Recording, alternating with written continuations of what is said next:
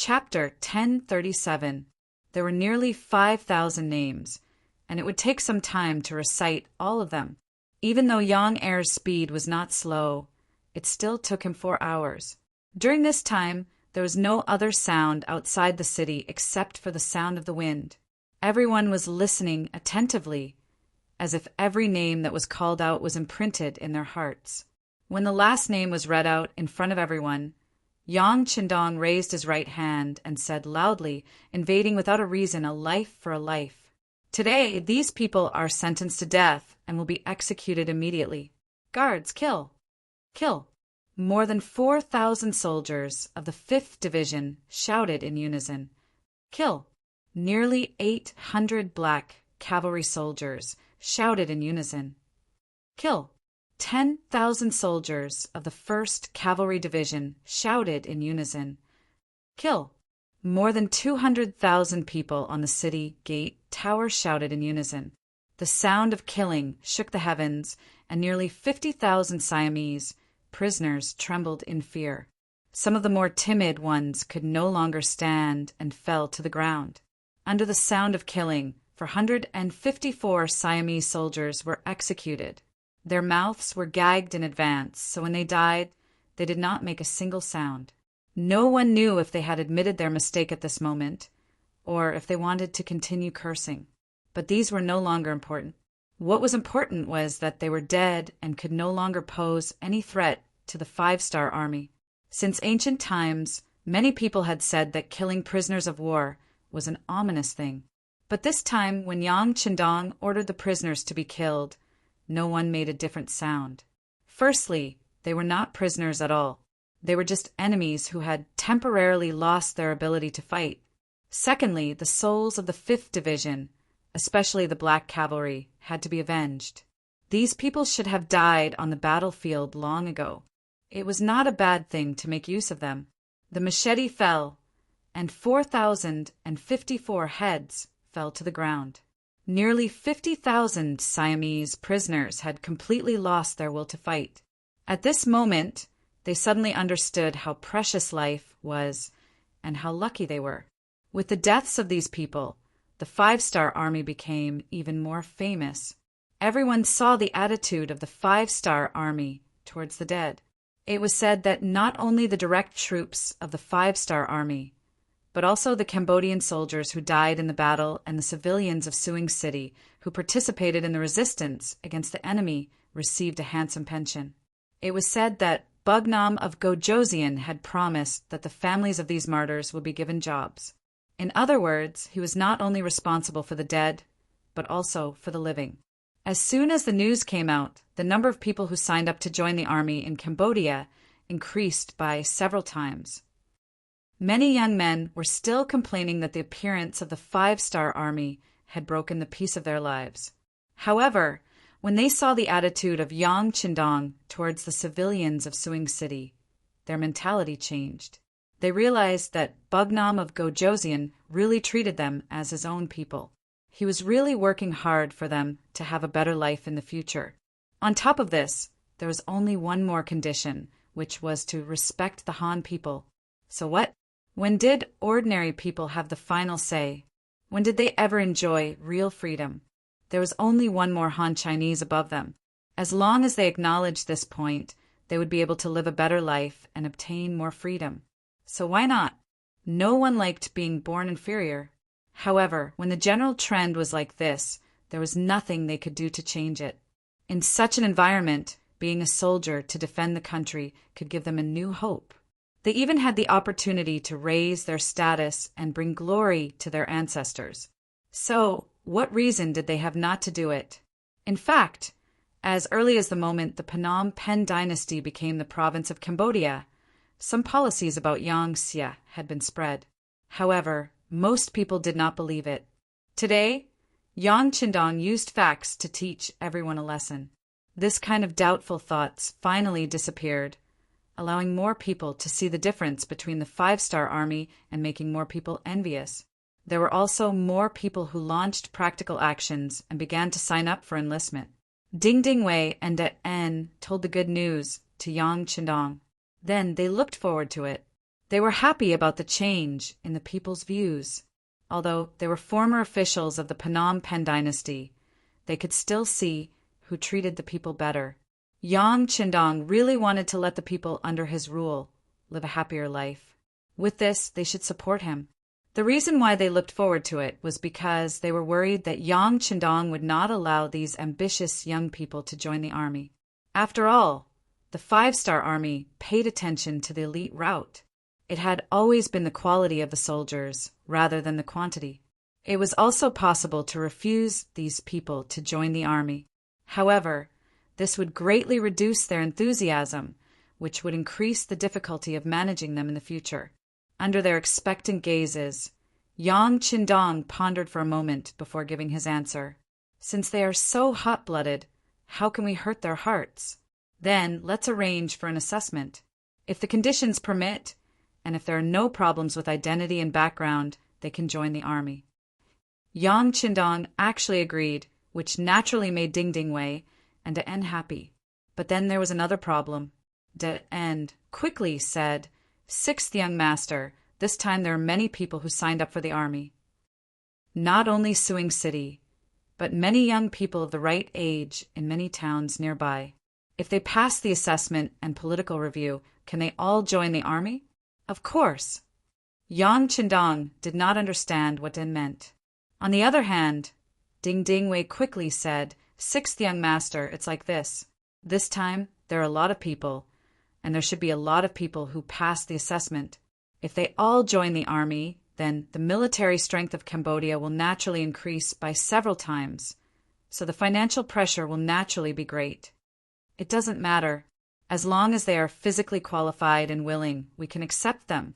But we have to explain to them in advance that Cambodia alone does not need so many soldiers. They will have a new place to go in the future.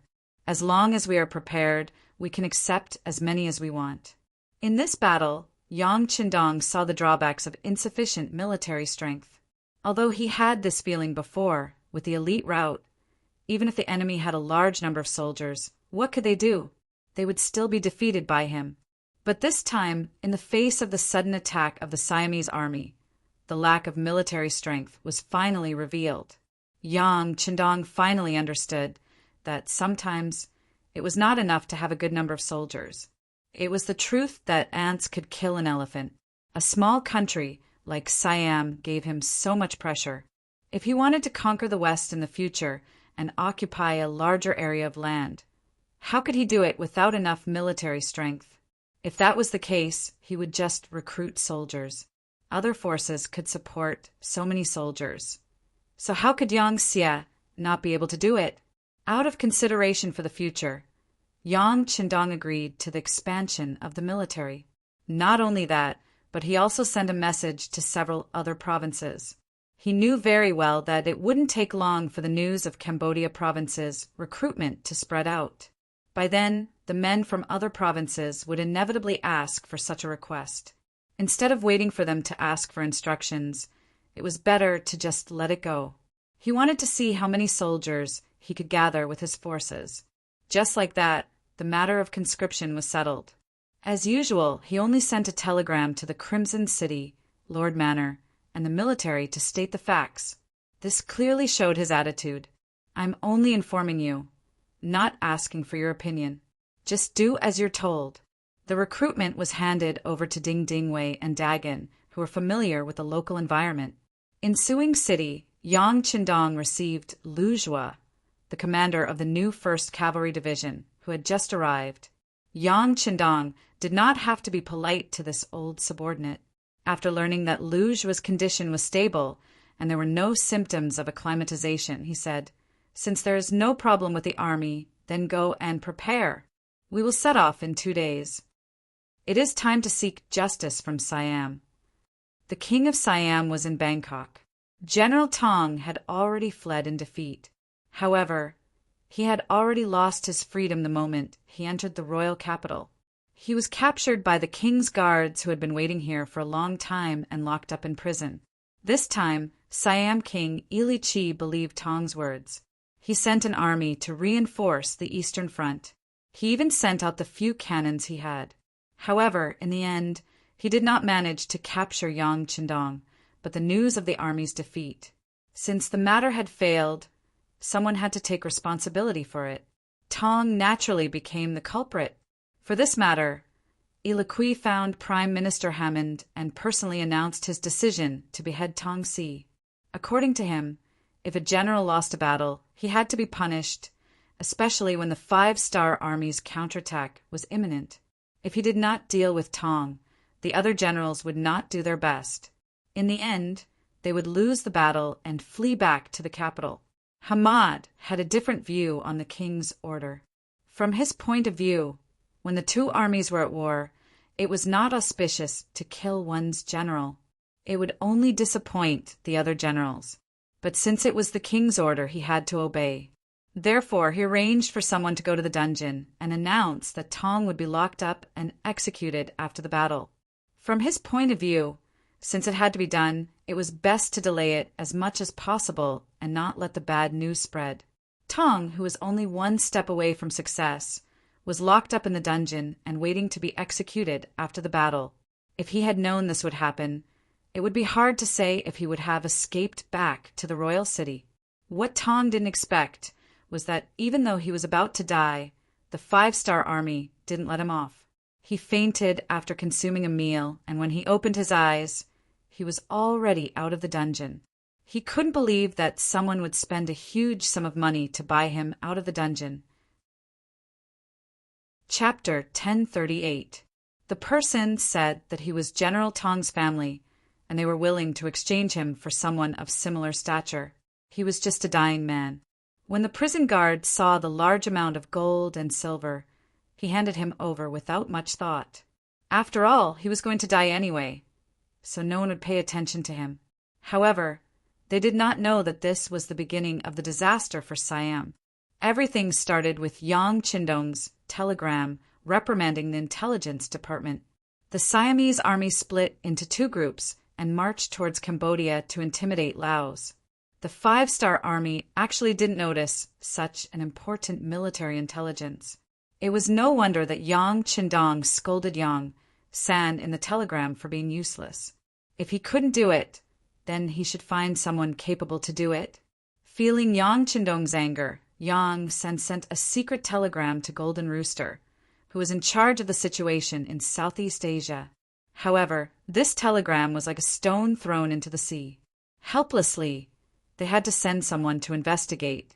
Finally, they received news that Wu Gui, who was temporarily in charge of Sky Sparrow, had been captured by the Siamese army. He was nicknamed Golden Rooster, and his real name was Wu Gui.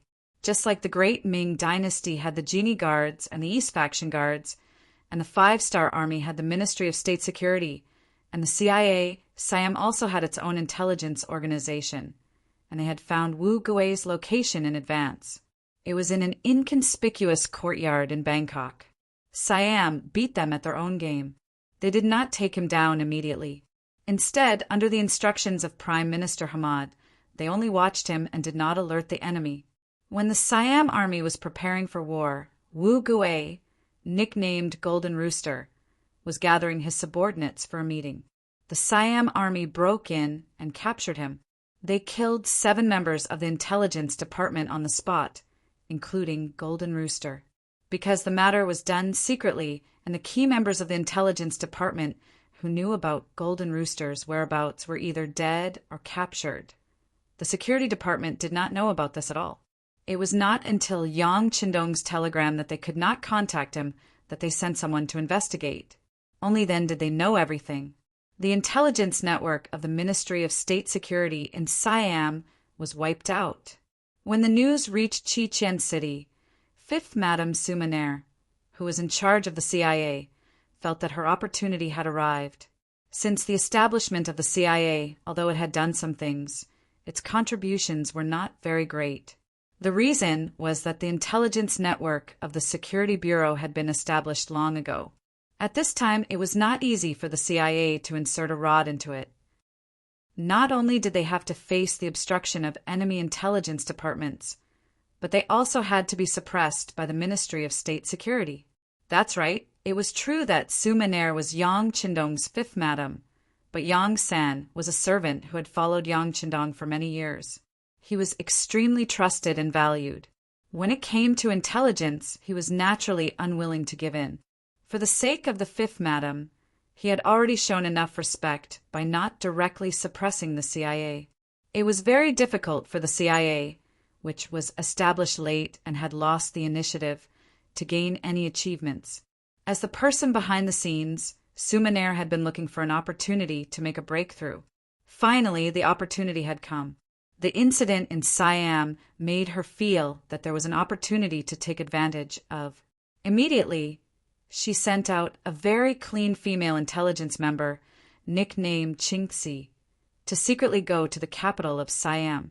According to Sumaner's intention, Qingxi's arrival was to investigate more of the Siam army's movements, as well as whether or not she could analyze their next move. After Qingxi arrived, she learned that General Tong had returned to the capital through buying information with a large sum of money. As such, she immediately bribed someone to be a spy in the prison, wanting to keep an eye on this General Tong. Qingxi had a feeling that the sixth young master would not spare this person. Then, his every move had to be carefully monitored. What she did not expect was that the King of Siam was so decisive and actually gave the order to execute him after the war. Since there was no chance to kill this person on the battlefield, Qingxi had the idea that she could not let him go. Thus, she spent a large sum of money to exchange him in the name of Tong's family. After taking down Tong in this way, Qingxi reported the matter. In her opinion, it was just a trivial matter. However, she did not expect that this telegram would be sent to Yang Qindong. The original intention was for Sumaner to ask how she wanted to punish the culprit. In Yang Qindong's eyes, his eyes could not help but light up. You must hide him well. If it is not safe, kill him on the spot. In short, do not leave any traces behind. Try your best to deny this matter to the outside world. I have great use for it.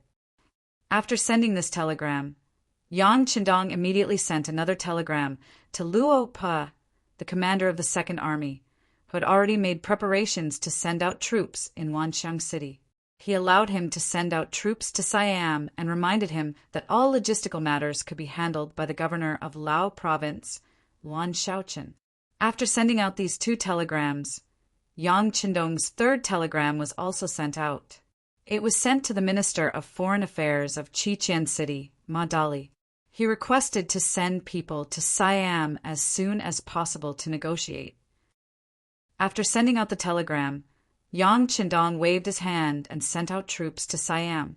He had the 1st Cavalry Division, the 1st Cavalry Division of the new army, half of the 5th Division of the Lu Army, and a total of 50,000 Cambodian soldiers, temporarily recruited. In total, he had more than 70,000 people. It was quite a powerful force. Next, it was time for him to seek justice. Wanxiang City. After receiving the telegram, the commander of the Second Army, Luo Pa, took the initiative to look for Wan Shaoqin and Long Tainan. He said that he would immediately send out troops according to the 6th young master's orders and ask them to help and cooperate with him. Whether it was Wan Shaoqian or Long Tainan, they were both relatives of Yang Qindong. In addition, one of them was the leader of Laos, while the other was in charge of the stability of the public security under Yang Qindong's influence. Both of them were very powerful. Even though Luo Pa was already a major general, he still showed a lot of respect when he saw them. Commander Luo, don't worry. Lao Province will definitely listen to the orders of the 6th young master. We will fully support you. If you want money, we will give you money. If you want things, we will give you things. This was Wan Shaoqin's declaration. Then came Long Tianan's voice. Commander Luo, don't worry. I have already discussed with General Higuang. We will try our best to keep up with your pace. During this period, we have recruited a total of 40,000 soldiers. We will fully support you. After more than 10 days, while the situation in Suing City was worrying, Wan Shaoqin and Long Tainan did not stay idle. After they reached a common goal, they did something very bold without being able to contact Yang Qindong. that was to recruit soldiers on the spot, especially the police force. Under Long Tianan's request, many people joined the army and became members of the Lao army. This allowed the army to expand in a short period of time and reached a total of 40,000 people. It was also proven that their thoughts were the same as Yang Qindong's.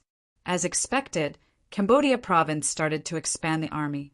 However, Lao province's actions were done before this order. Because of this, Luan Shaoqin and Long Tainan jointly signed a telegram to Yang Qindong to ask for forgiveness. Not only was military power important, it was also very sensitive. It was like a double-edged sword. If used well, it could be used to kill the enemy. If not, it would hurt oneself. Knowing this, the two of them had to show some attitude. Of course, Yang Qindong also had to show some attitude. He ended the telegram by telling them not to do it again. This was also a reminder to some people that privately recruiting and dispatching troops was not allowed. This warning was a warning that it would not happen again. After receiving support, Commander Luo Pa finally let loose. Other than the 7th Division, who remained in Vietnam to stabilize the situation, the 2nd Division and the 6th Division moved out. They suddenly left Wancheng City and charged towards the Siamese camp outside the city. Following behind these two divisions were the 40,000 newly recruited Lao army soldiers. They were made up of young and strong Lao army soldiers who had yet to get used to each other. At this point, the North, South, and East 5-star armies started to retaliate against Siam. On the north was the 2nd and 6th Divisions, led by Luo Pa, as well as the 40,000 Lao soldiers, a total of 67,000 men.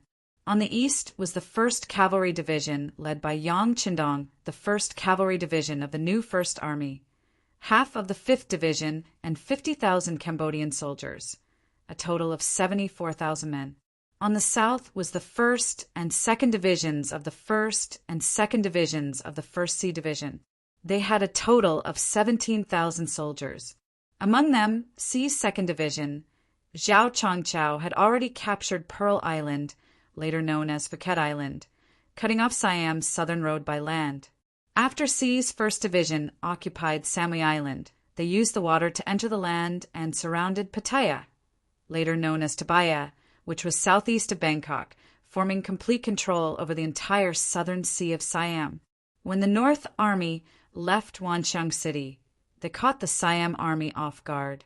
Over the past few days, the Siam Army had gotten used to the 5-star Army's defense and did not expect them to suddenly attack. The 20,000 unprepared Siam Army was crippled by the 2nd and 6th Divisions of the Lu Army. Amidst the sounds of gunfire, they were defeated. In less than an hour, they left behind 3,000 corpses and fled.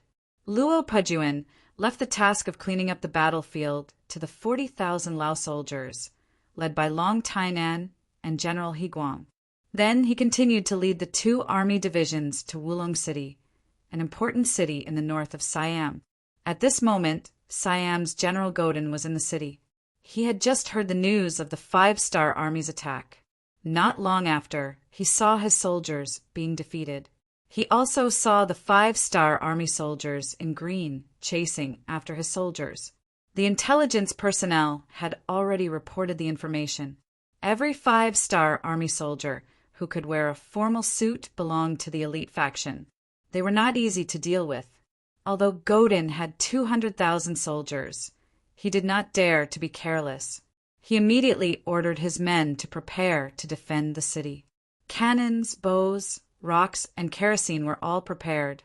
For the sake of safety, he didn't even have the slightest intention of letting the 10,000 defeated soldiers outside the city into the city.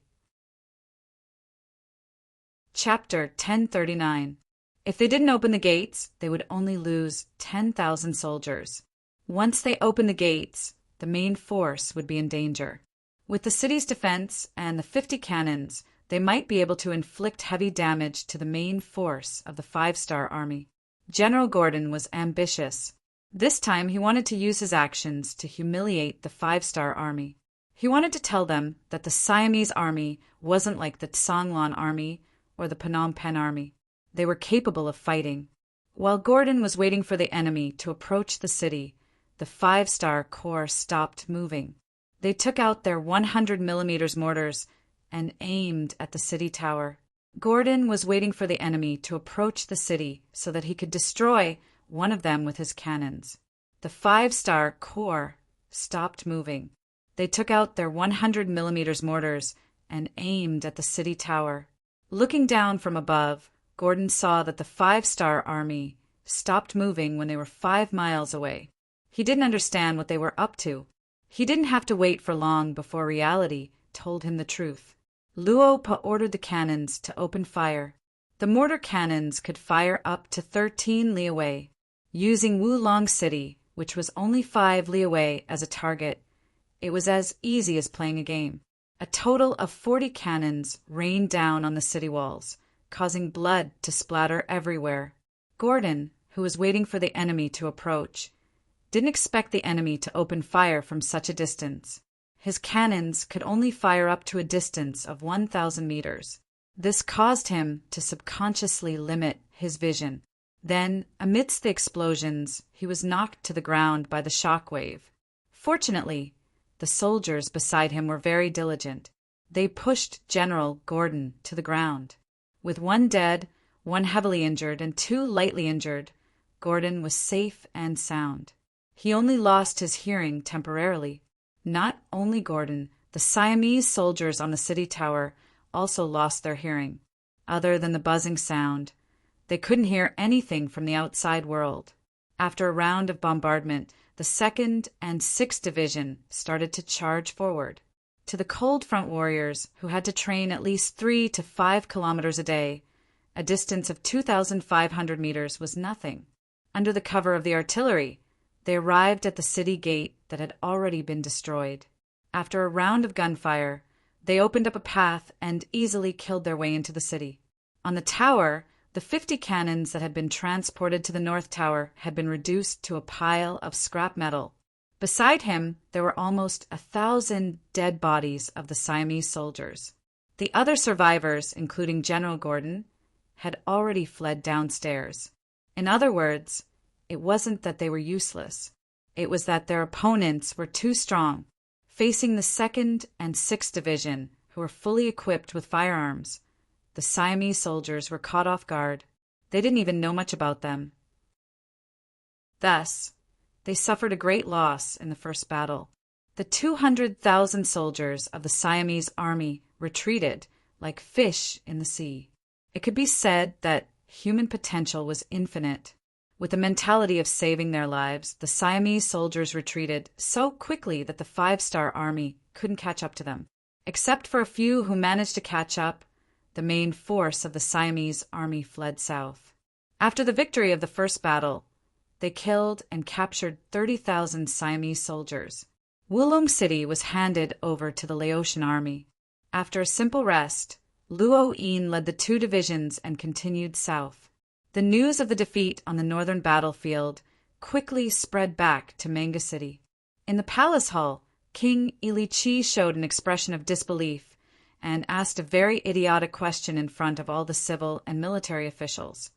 What is the 5-star army doing? Are they going to destroy Siam like they did to Lansong and Golden Rim? Proud people would always magnify their own strengths for no reason. But at the same time, they would also magnify their enemies' weaknesses. In Iliqui's eyes, Siam was the strongest army in the world. Perhaps it was a little weaker than the 5-star army, but they had their own strengths. How could they be bullied so easily? Iliqui's shout attracted a lot of discussion in the palace. Then, Prime Minister Hamad stood up and said, "Your Majesty, the 5-star army is coming. Looking at the fate of Lansong and Golden Rim, we must be prepared for a war. Sure, let's fight. Who's afraid?" Siam had just entered the era of big cities. In comparison, its politics were clean and the people were loyal.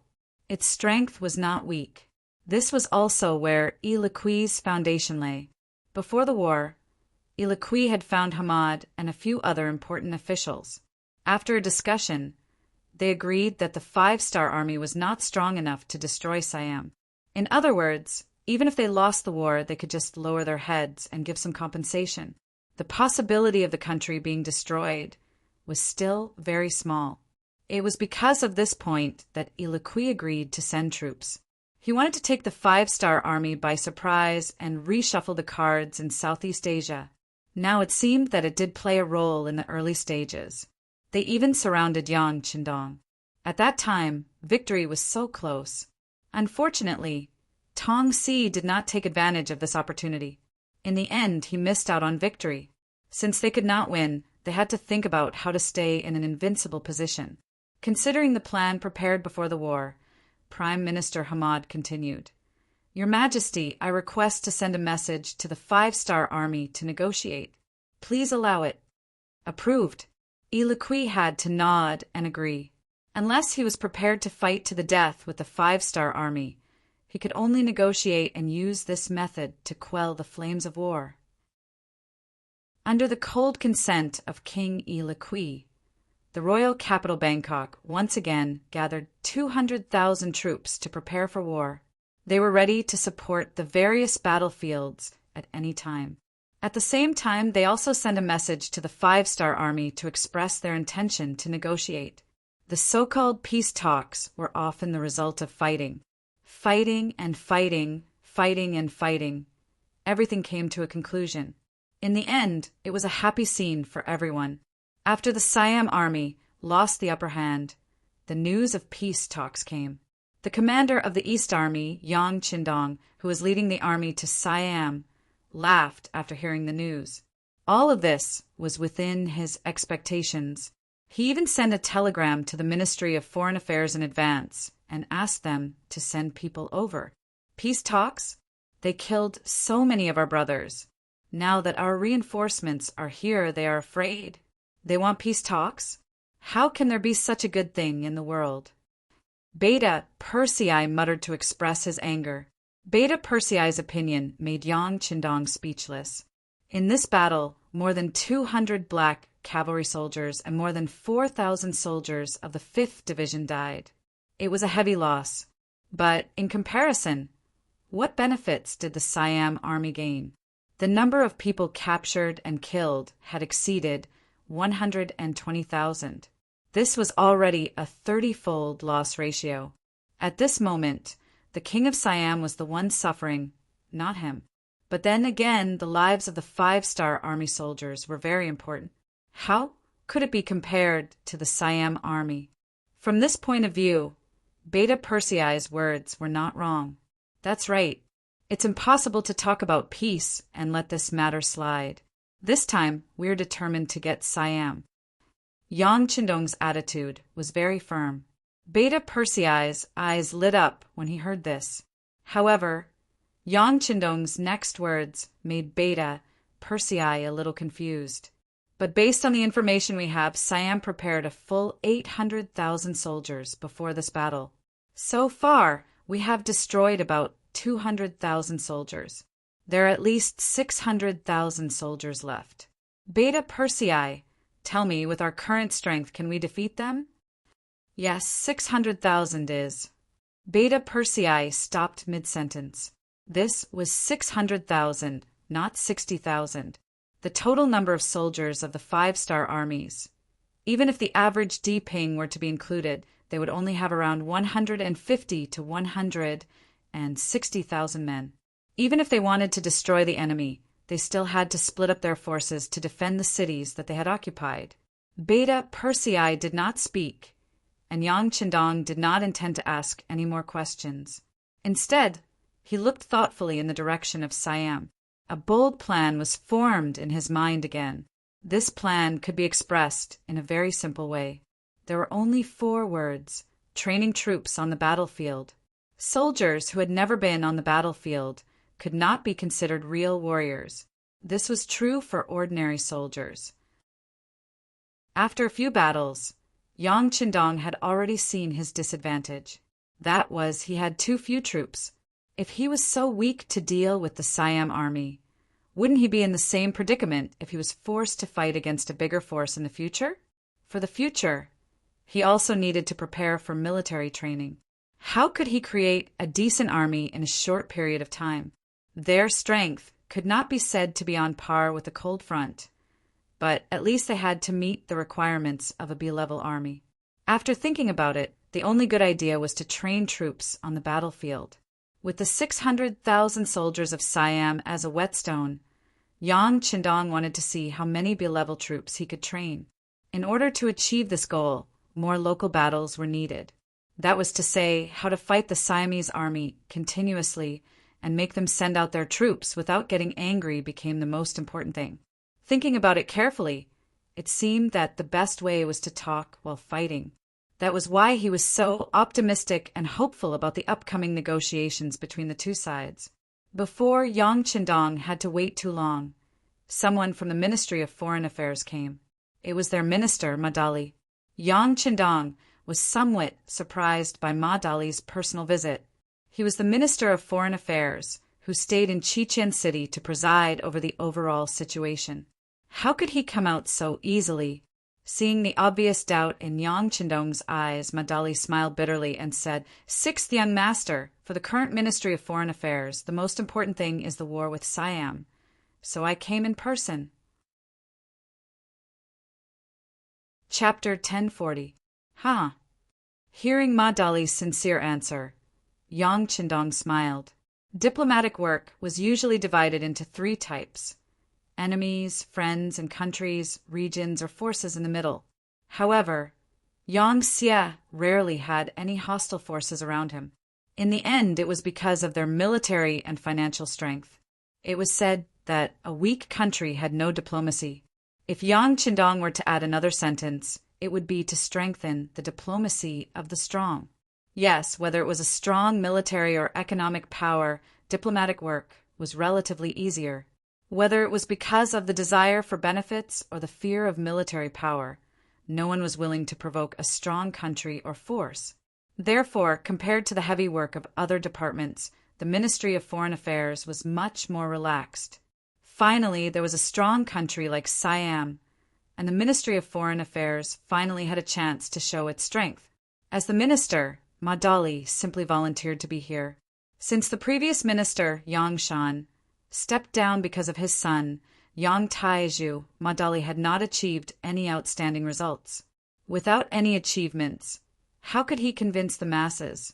Even when Yu Qian, as the city lord of Crimson City, held meetings with the status of Prime Minister Yang, Ma Dali rarely spoke. He had been looking for an opportunity to show his strength. Now that the opportunity had come, how could he let it go? After knowing Ma Dali's thoughts, Yang Qindong did not make any comments. A subordinate who wanted to achieve results should not be discouraged. On the contrary, he should encourage him. "Minister Ma, you have come this time. Whether you can defeat Siam or even win this war completely depends on your diplomatic skills. As long as you can hold them back, the longer the time, the greater the chance of victory. What do you think? Are you confident?" Yang Qindong was telling him the truth. Ma Dali took this opportunity to ask carefully, "Sixth young master, have you made up your mind? Do you really want to defeat Siam in one go?" Ma Dali was like a poisonous needle that was inserted into the enemy's heart. Yang Qindong naturally had no intention of hiding it from him. "That's right. I've already made my decision." But Ma Dali hesitated for a moment. When he saw Yang Qindong's encouraging eyes, he continued, "But according to our investigation, Siam has just become a big city. Whether it is military, political, or economic, they are not weak. It will be difficult to take them down in one go." Difficult? It's like a spring. If you're strong, it's weak. Yang Qindong didn't care if the other party knew what a spring was, or if he could understand the saying. He still said decisively, if a person wants to grow, he has to go through some setbacks and difficulties. Similarly, if Yang Xie wants to expand, it has to do something that it knows is difficult. As long as it overcomes these difficulties, it will become stronger. Understood? Since Yang Qindong had already made up his mind, Ma Dali knew that there was no room for negotiation.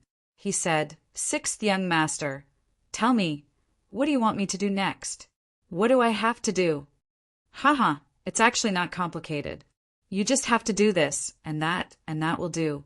No one knew what Yang Qindong and Ma Dali talked about, but they only knew that early the next morning, Ma Dali had set up a carriage and led a delegation of more than 100 people, representing the interests of the Yang faction, straight to Manga City. It was inevitable that some of the military officers couldn't understand the departure of the peace negotiators, especially the commander of the 5th Division, Xiao Yining. In the battle on the Barren Mountain, half of his division had died. This was a grudge that must be avenged. Why would they suddenly enter into a state of peace negotiations? Lu Jue, the commander of the new army's 1st Cavalry Division, was also puzzled. He had traveled thousands of miles, taking a boat and rushing day and night. He hadn't even fought a single battle, and now they were going to negotiate? Then what was the point of him bringing the 1st Cavalry Division here? In the main tent, whether it was Xiao Yining or Lu Jue, after Yang Qindong said that they could say anything and ask anything, the two of them took the lead to speak, expressing the puzzlement in the hearts of their subordinates. In response to their questions, Yang Qindong only replied, "Who said we're not going to fight?" Just this one sentence confused the two commanders. Xiao Yining reacted a little faster. "But didn't we already send people to negotiate with Siam?" "That's right." Lu Jue quickly added, "Who said that we can't continue fighting if we're negotiating? It doesn't matter. They can talk, we'll fight." Yang Qindong waved his hand casually again, as if they had all misunderstood. In response to Yang Qindong's answer, not only the two commanders, but also the other commanders in the main tent were confused. Even the commander of the 1st Cavalry Division, Tian Hu, was puzzled. He also didn't understand what the 6th young master was going to do. Why? Is it hard to understand? The young master meant that the war and peace negotiations can be carried out at the same time. However, when we fight, we don't have to send our main force to the front like before. Instead, we can send our reserve troops to the front. We can use this opportunity to see if there are any suitable seedlings. Yang Qindong saw that everyone was confused, so he simply explained it clearly. As soon as he said this, a few people were the first to understand, especially Commander Tian Hu. Where did his 1st Cavalry Division come from? Wasn't it formed by constantly fighting on the battlefield and gathering elites? This was going to continue the old path. Naturally, he had the most right to speak. He immediately said, "The 6th young master means to train the soldiers through war." "That's what I mean. Of course, as veterans who have experienced hundreds of battles, this time you have to do your job as instructors. Not only that, once you find a good seedling, you can apply for recruitment. The young master will give you a certain amount of talent support. Of course, you have to do your job as instructors and examiners. You have to score every soldier in the war. This is an extremely important matter. Do you understand?" When he said these words, Yang Qindong especially looked at the commander of the 5th Cavalry Division, Xiao Yining. The meaning he wanted to express was very clear. Isn't the 5th Cavalry Division lacking in soldiers? Once this war is over, the 5th Cavalry Division can be reorganized. Even though Yang Qindong's meaning was very clear, and Xiao Yining was indeed moved, there was still a problem that he didn't clarify. Otherwise, he really wouldn't be happy. The 6th young master, if his performance is outstanding, can he be promoted? Of course. Otherwise, how can he join the 5th Cavalry Division? Yang Qindong said, as if it was a matter of course. "Good. I understand." At this moment, Xiao Yining's face finally revealed a smile. At this moment, he even became a little excited. He was still thinking that with the current ratio of young and strong Han men in Crimson City, it would be difficult to recruit more than 4,000 people. If things went wrong, it would affect the strength of the 5th Cavalry Division. Now that they could train the soldiers on the battlefield and recruit good seedlings, the 5th Cavalry Division would definitely be able to quickly return to its former glory. After the general plan was set, Yang Qindong announced a few more details. For example, Only those who killed 10 people on the battlefield would be allowed to be promoted. Other than that, those who performed well would be able to enter the B-grade troops, the auxiliary troops of Crimson City, and those who performed well would be able to enter the C-grade troops, the provincial troops. As for those who didn't perform well, they would be given money to chase them away. In short, they would only fight for the sake of producing elite soldiers. If there were really no suitable candidates, it would be better to not have them than to form an army for the sake of numbers. Otherwise, not only would they be scamming them, they would also be scamming themselves. On the battlefield, the enemy wouldn't be afraid because of the number of soldiers you had. On the battlefield, victory wouldn't be decided by who had more soldiers. Using battle to nurture soldiers was carried out in an orderly manner under Yang Qindong's decision. According to his requirements, any commoner between the age of 16 and 35 who was under the Yang faction's influence could sign up. Then the various cities would report the list to the various provincial governments, and in the end, the provincial governments would transport the people to the battlefield. In order to encourage people to sign up, Yang Qindong also proposed that the number of soldiers each province could choose would have a close relationship with the provincial governor and the various officers at the end of the year. In the end, there would be a reward system, praising the provinces that performed well and scolding the provinces that didn't, etc. The temptation of being promoted was already very big, and now that it was directly related to the official rank evaluation, who wouldn't want to try their best? Immediately, under the encouragement and publicity of the local governments, there were many people who signed up. Batches of young men who met the requirements were sent to the North Army's new Second Army, Luo Po's, and the East Army's Yang Qindong's. In the East Army, the first army that was approved to train soldiers was the 50,000 Cambodian soldiers who followed Yang Qindong.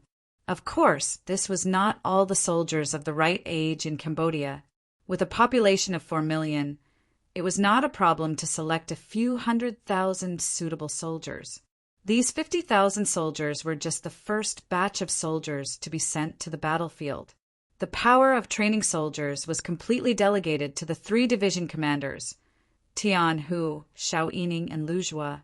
After a discussion, they decided to only send 2,000 recruits to the battlefield at a time. In order to ensure that they would not be surrounded by the Siamese Army, the 1st Cavalry Division, the 1st Cavalry Division of the new 1st Army, and the 5th Division of the Lu Jua would send veterans to accompany them. They would only be sent out when they encountered suitable opponents, so as to ensure that they could complete the training requirements under the circumstances of equal strength and strength. The 5-star Army had sent out envoys according to the king's request, and the troops were heading to the capital, Bangkok. For this reason, it was said that the 5-star Army in the south had stopped their attack on Pattaya. After receiving this news, the Siamese Army, which was originally very nervous, immediately relaxed. Chapter 1041. It was at this time that a scout suddenly reported that a small unit of the 5-star Army had left the border city of Bob and was heading toward Shaffa City. After hearing the news, the Siamese Army was very puzzled. The Siamese general guarding Shaffa City immediately sent people to stop them, as if he wanted to persuade them to stop moving forward. In the middle of Bob and Shaffa City, the two sides met. On one side was a Cambodian army of 2,000 people, and on the other side was a Siamese army of 5,000 people. The veterans of the 5-star Army who followed and protected them quickly made a decision. This battle was worth fighting. At least in their eyes, if they were the ones fighting, they would not need 2,000 people, but 1,000 people would be enough to win. With this decision, the first training of the soldiers began. The mixed soldiers were mixed soldiers. They did not have much training, and most of them relied on brute force. The result of the first battle was no surprise. More than 300 of the 2,000 soldiers were killed on the spot, and the rest fled back. According to the information obtained by the veteran scouts, not even 100 Siamese soldiers were killed. When the news reached Yang Qindong's ears, he was not surprised at all. Some soldiers who had not undergone systematic training were just a bunch of brute force. They did not even have a basic degree of cooperation. It was impossible for them to defeat the disciplined Siamese army. Just like the so-called Jianghu people, they might be a headache if they fought alone. But once they gathered together, no matter how many of them there were, they would not be a match for the imperial army. If the army made up of Lao men really wanted to win, they would have to learn how to cooperate, get used to blood, and really mature. Then, they might have the qualifications to defeat the Siamese army. Of course, this was not something that could be done overnight. Fortunately, Yang Qindong had time to wait. Even if more of these people died, Yang Qindong would not show any sadness. These were all alien races, and for a certain period of time he had even thought about how to stop the growth of the alien race population and what kind of attitude and methods he should adopt towards these adult alien males. This was one of the methods that Yang Qindong had thought of. When a foreign woman married a Han man. From the looks of it, the effects were pretty good. Now that they had the advantage of sacrificing foreign men on the battlefield, even if foreign women wanted to get married in the future, they would have no choice but to choose Han men. This was a way to eliminate the foreign race. At the same time, it was also a kind of gospel for the Han men. It was also a vicious method that Yang Qindong used to unify the Han people. Perhaps some people could see this point. Perhaps there would be people in the future who would comment on this matter. Some people might even criticize his backbone because of this. But Yang Qindong did not care. What he wanted was the day when the Han people became strong and dominated the world. As for what others thought of him, it was not important. To paraphrase a saying, who cares if there is a flood after his death? The first attack failed, but soon the second Cambodian army was sent out. They were either inspired by the fact that the 5-star army, with less than 10,000 people, could fight for so long against the Siamese army and won a great victory, so they looked down on the Siamese army. Or maybe the conditions that Yang Qindong gave to the victors were so good that they could not bear to try. Or maybe it was because they wanted to prove themselves through this battle. They wanted to tell their relatives in their hometown and their women that the 5-star army was not the only one in the world who knew how to fight. They were real men, and they could do it too. Regardless of the reason, there were waves of Cambodian soldiers. Under the control of the 5-star army, they were divided into groups of 2,000 people and entered the Siamese territory, looking for an opportunity to fight the Siamese army. At this moment, in the capital of Siam, Manga City, Minister Ma Dali had appeared as the representative of Yang Xia. He was warmly received by Prime Minister Hamad. What was a politician? The performance of the two men was obvious. No matter how fierce the battle was before and how many people were killed or injured, when they met this time, their faces were full of joy. Those who did not know the inside story would definitely think that the two men must be old friends. They would never think that they were scheming against each other. On the way into the city, Hamad even prepared a small welcoming ceremony to show the people that Siam still loved peace. Even when the situation was good, they still negotiated with the emissaries sent by Yang Xia. This showed that they were broad-minded. Yes, in the hearts of most of the Siamese who did not know the situation, they were the most powerful when they had just entered the city. Even in this battle against the 5-star army, from the beginning until now, they had always been in a dominant position. Not long ago, there was news that the leader of the 5-star army was surrounded by them. If it were not for the sake of peace in the future and wanting to persuade the leader to surrender, they would have killed him directly. That was a war where hundreds of thousands of people surrounded less than 10,000 enemies. Even if everyone spat, the war would have ended. Ma Dali walked beside Hammond with a smile on his face as they crossed the street. In fact, he and his team had heard the discussions of the people on the streets. Those who were able to enter the Foreign Affairs Department were naturally knowledgeable people. Among them, there were many graduates of the Yang Family Academy and the Crimson City Academy. When they entered the school, they were exposed to a course called Foreign Languages. In the words of the founder, Yang Qindong, if you want to defeat your enemy, you must first understand your enemy. For this reason, Mahdali had brought many talents who understood Siamese into this team. Even he had no problem conversing with them. With this advantage, the conversations of the people on the street naturally fell into their ears. This allowed them to have a deeper understanding of the situation in Bangkok and obtain first-hand information. All of this was outside of Hamad's expectations. He was certain that there were people who understood Siamese in this team, just like how there were people who understood Chinese beside him. However, the number was definitely not too many. Otherwise, he wouldn't have lined the streets to express his sincerity. Both parties passed through the commotion and finally arrived at the courtyard in the city that was specially used to receive foreign ambassadors. Upon entering, the originally smiling Mahdali and Hamad seemed to have changed into a different person. Their smiles were retracted and replaced with a solemn expression. "Esteemed envoy Ma, you must be tired from the long journey. Take a rest for the night. If there is anything else, we will discuss it tomorrow." Hamad didn't immediately enter his role. He needed to give Mahdali some time to rest. He also needed to think carefully about what to do next. Mahdali acted as if he didn't understand Hamad's words. Only when the interpreter translated the words into Chinese did he nod and say, "Thank you for your understanding. Since that is the case, we will meet again tomorrow." When he said that he would see her the next day, no one would have thought that this delay would be half a month later.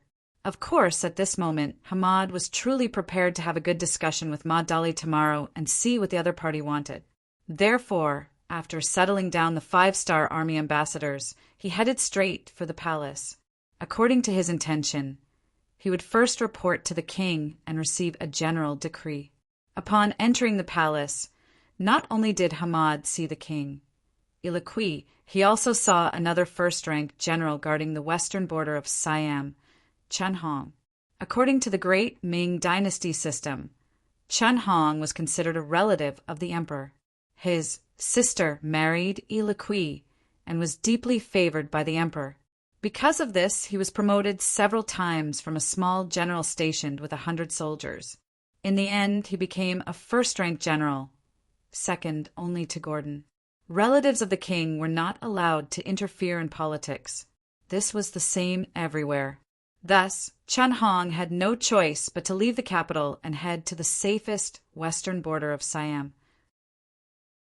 He became a first-rank general in name and was mainly responsible for dealing with the Able dynasty.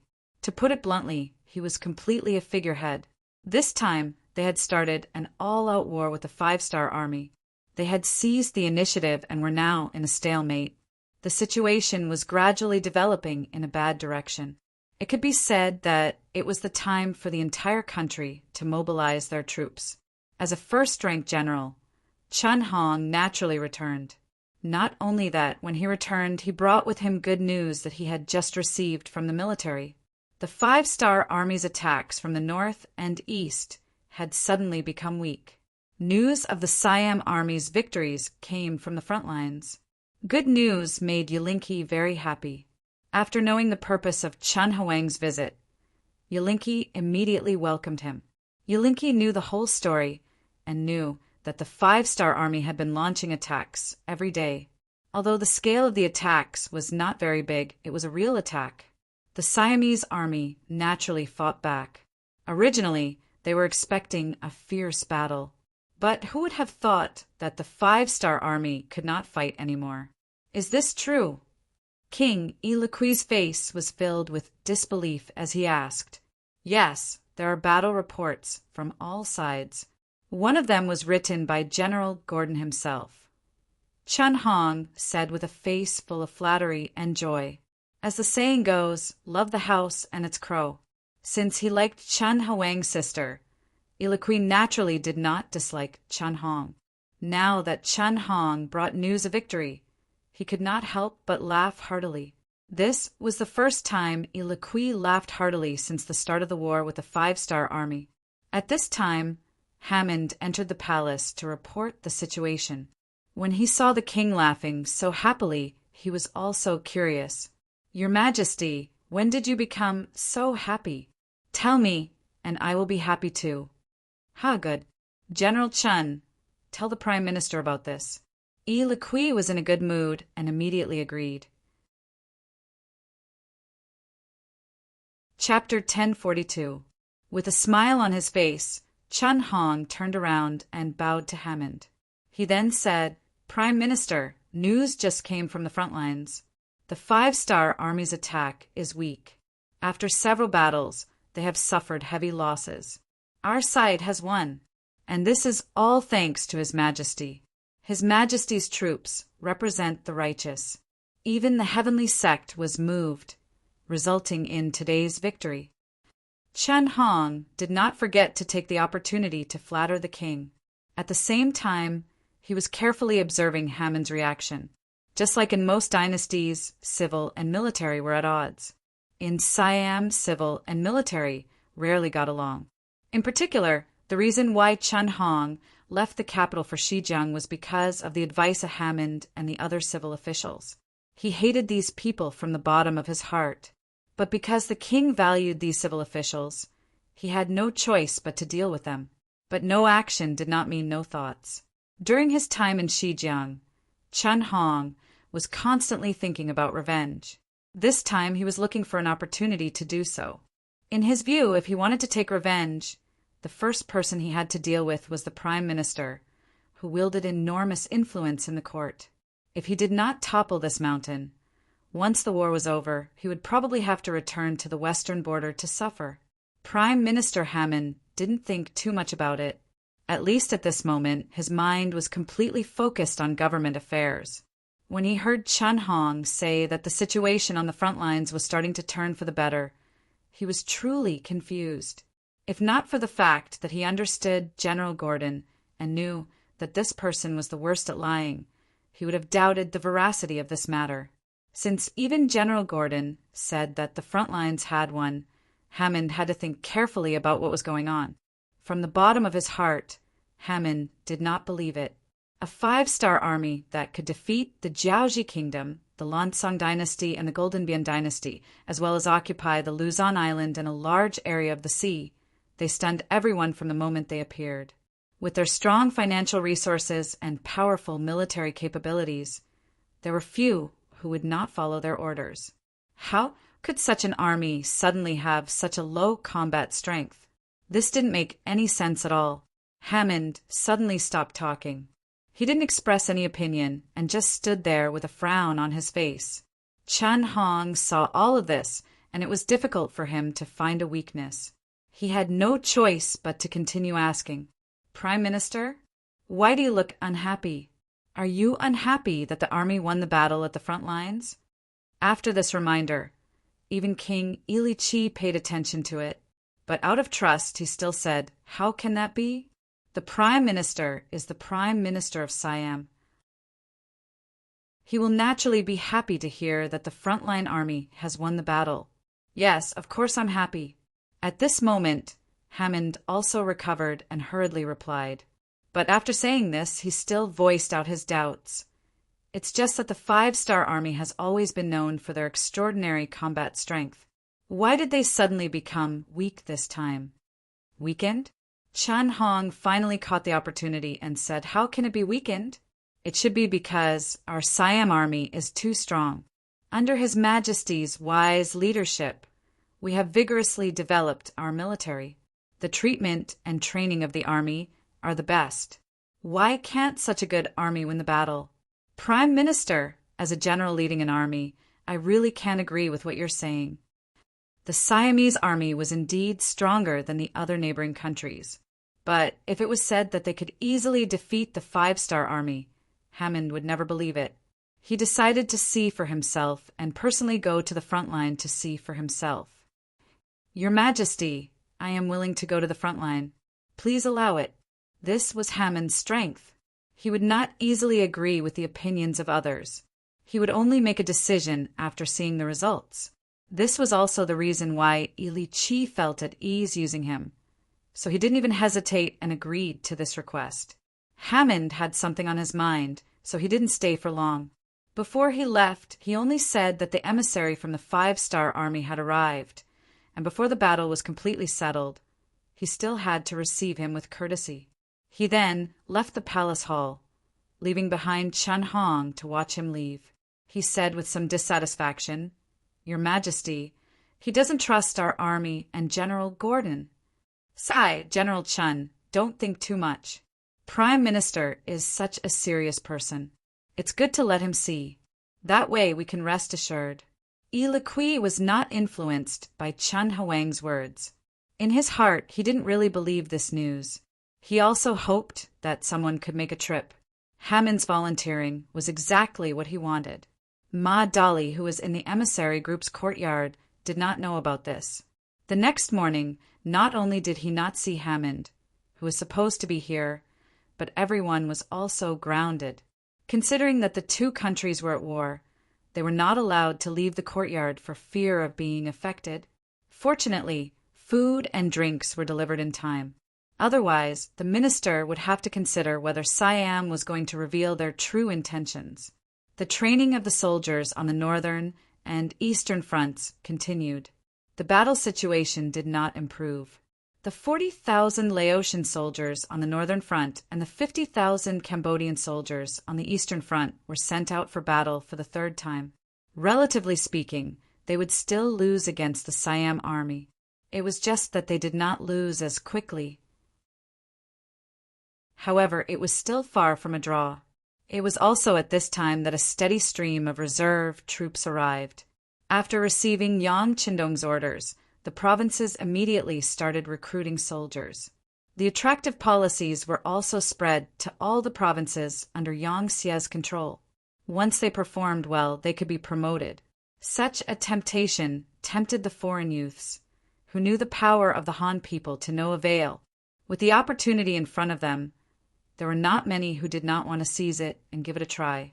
There were many such applicants. In a short period of time, 200,000 youths had signed up. It was said that this was only a portion of the total. There would be more applicants in the future. Since there were so many people who wanted to sign up, Yang Qindong naturally did not reject any of them. Yang Xie, who did not lack food, was never afraid of having too many people. He only despised having too few people. When the new batch of soldiers arrived, the disadvantage on the battlefield became even more obvious. In contrast, the morale of the Siam army was increasing day by day. The continuous victories had made some of the soldiers feel smug. When they found out that as long as they encountered the 5-star army, they would definitely be the ones to win. Although they didn't get much, they still had some achievements. They could report their military exploits and receive money. Therefore, everyone became more active.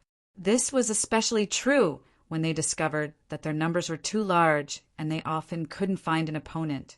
When their numbers were only around 2,000, the 5-star army would take the initiative to jump out. They immediately divided their troops into groups of 2,000, allowing them to obtain more small-scale victories. A small victory was still a victory. Wasn't there a saying that went, "Many a little makes a man"? The Siam army was tirelessly busy. There were reports of victory every day. They were delivered to the commander of the army. Prime Minister Hammond, who had come to understand the actual situation, saw everything clearly. The battle reports were real. From time to time, some corpses of the 5-star army soldiers would be sent back. These could not be faked. All of this made Hammond speechless. Even the Siam army in the east had achieved such a great victory. With General Gordon leading the army in the north, there was nothing to doubt about the results. What was going on? Was the 5-star army's strength not enough due to the continuous expansion? Or was their standard just average to begin with? It was just that people had made them legends. Hammond could not understand this question. However, there was no need to think about it. Since they had achieved victory on the battlefield, there was nothing to be afraid of. He had to immediately return to the capital to report. At the same time, he had to change his strategy against the 5-star army. Negotiations could be discussed.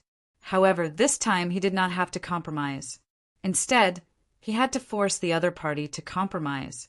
This was something he had to consider. Satisfied, Hammond left. On the morning of his departure, news came from the Security Bureau. Yongsan had arranged for Yun Kei, who was recuperating in Chichen City, to return to Siam. With Golden Rooster Wu, Goei's mistake, Skylark certainly didn't dare to be negligent and relax. He secretly watched the situation closely. As soon as the people left, the news came. They're gone? Haha. It's time to win a few battles to boost morale. After reading the report from the Security Bureau, Yang Chendong happily said to Beta Persei beside him, "Have you calculated the number of qualified soldiers in the past 20 days? Young Master, Tian Hu, Xiao Yining, and Lu Zhua have reported the data every day. As of last night, there are about 35,000 soldiers who can be considered veterans." Beta Persei quickly replied. It was obvious that he had learned a lot from following Yang Chendong. "Oh, this number is not low." Yang Chendong seemed surprised. He silently calculated in his heart. It turned out that they had trained nearly 2,000 soldiers every day. This was the benefit of actual combat. Survival of the fittest, war had the final say. Facts had the final say. In between life and death, people's potential could often be maximized. With that in mind, Yang Chendong opened his mouth again. "Since it's like this, inform the 3 division commanders. They can adopt the strategy of the old leading the new. Out of the 2,000 men, they can choose 500 old soldiers to lead 1,500 new soldiers. And if the old soldiers have outstanding performance, they can be gathered together, and according to their performance, this young master will promote them, and according to their performance, we can decide if they will enter the A-grade army or B-grade army, and they can be the best candidates for the various divisions." Chapter 1043. After 20 days of training, there were finally results. Beta Persei also agreed happily, and it was from this day onwards that the situation on the battlefield began to change subtly. Similarly, the enemy was no longer defeated by the 5-star army after encountering each other. Sometimes they could even fight to a draw, and occasionally they could even turn defeat into victory. At first, the Siamese army did not feel anything about the changes on the battlefield. When someone reported the situation to his superior, the general did not take it seriously. He thought that it must be his soldiers who were slacking off.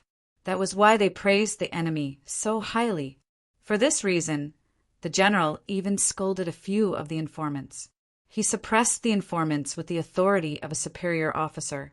Suppressing the gourd would lead to the emergence of the ladle. Suppressing some matters by force might not necessarily lead to a good outcome. What was more frightening was that on the battlefield, if you underestimated your opponent, there would only be one outcome: death or defeat. In the blink of an eye, 10 days had passed. More and more ambitious young men under the Yangtze forces came to the battlefield. More and more people began to participate in the battle and displayed their advantages. As the number of actual combat increased, many men with excellent results were reflected. Among them, the number of people who were promoted by Yang Chendong alone exceeded 5,000. All of them had been tested in actual combat. They had participated in more than 20 battles, both large and small. Among them, the weakest one had accumulated 20 kills on the battlefield. With the demonstration of these 5,000 young men, the young men of the other races were greatly stimulated. They performed even more bravely and fiercely on the battlefield, strengthening the transition from new recruits to old soldiers, and also increasing the proportion of old soldiers. At one point, the number of old soldiers had reached over 60,000. The 5-star army had achieved such great results. The Siamese army felt it the most. They had originally prepared 120,000 people, all of whom were trained soldiers. But now, the number of people was less than 50,000. Seeing that the 5-star army's offensive did not weaken and was still so strong, they had no choice but to send a request for reinforcements to the capital. It wasn't that they couldn't defeat the 5-star army, and it wasn't that they didn't fight with their lives on the line.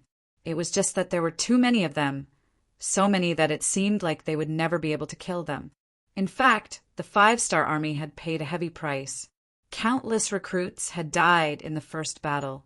In terms of numbers, they were not inferior to the Siamese army. Manga City suddenly received a request for reinforcements from the East Army, which was beyond the king's expectations. Didn't they say that the battle at the front lines was going well, and that the five-star army had suffered heavy losses, and that they wouldn't be able to hold on if this continued? Why was it his own side that needed reinforcements? What kind of situation was this? Countless question marks involuntarily appeared in his mind. Ilikui immediately summoned Prime Minister Hammond and first-rank General Chun Hong to seek their opinions. The two representatives of the civil and military officials hurried into the palace.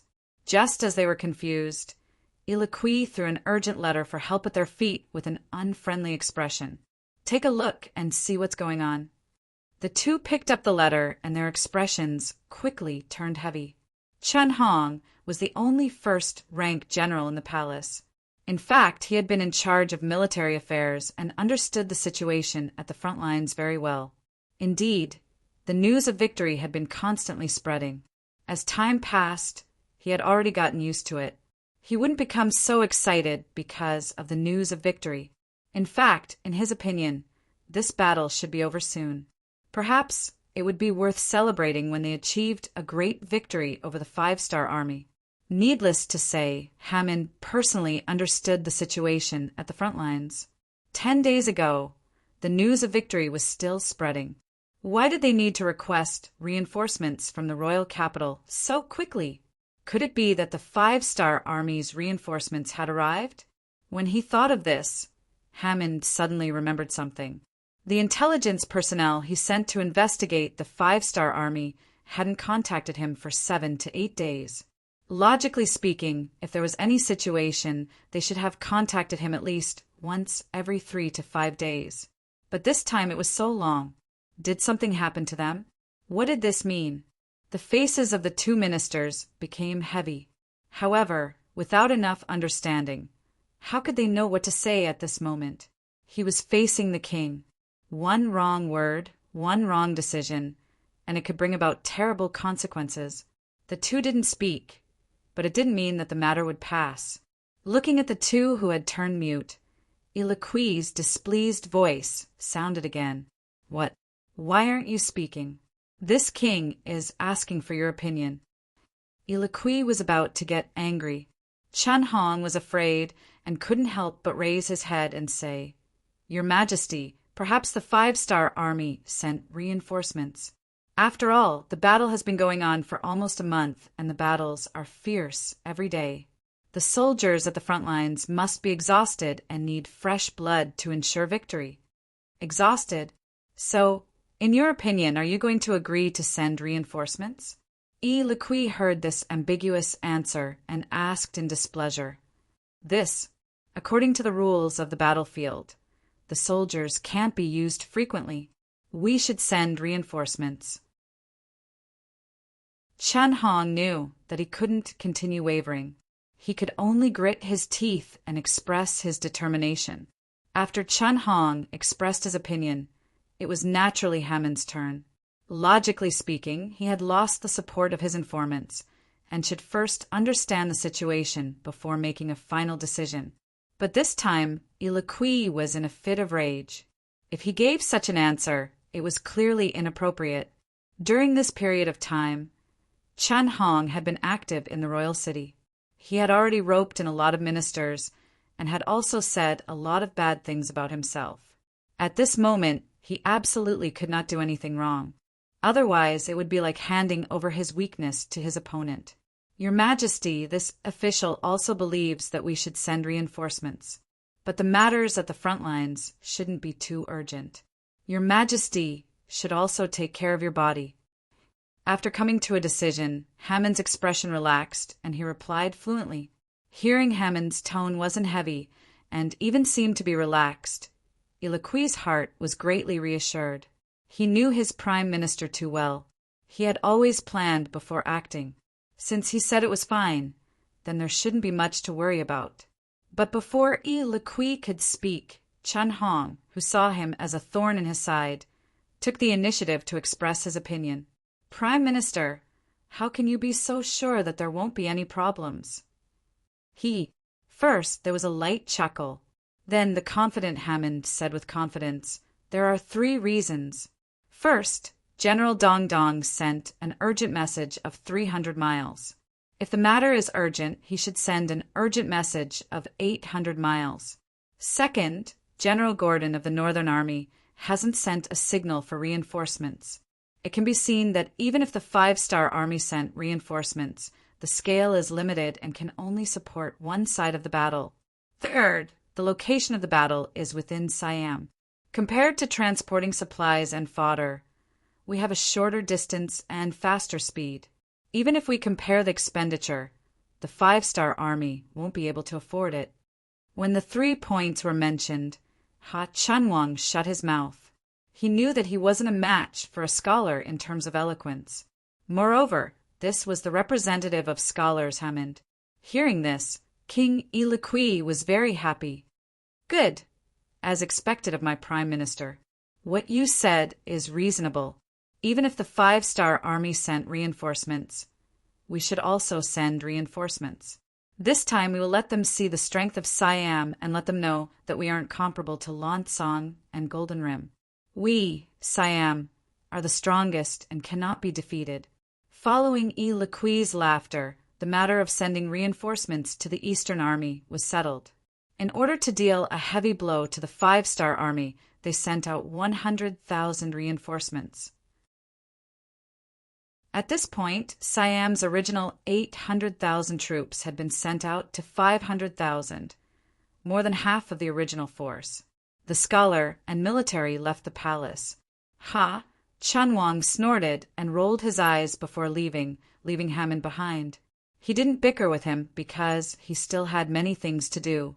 For example, sending out intelligence agents to investigate the situation at the front lines and find out where the previous intelligence agents had gone. For example, it was time to have a discussion with Ma Dali. In his eyes, this was a war where both sides would suffer losses. The sooner they stopped fighting, the sooner both sides would benefit.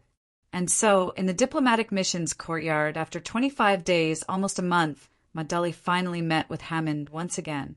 Haha, Prime Minister, you are so busy. Upon meeting, Ma Dali mocked the other party. Speaking of which, he couldn't be blamed for being so angry. After being ignored for almost a month, anyone would be angry. Before coming, Hammond had already expected Yang Xie's special envoy to be unhappy.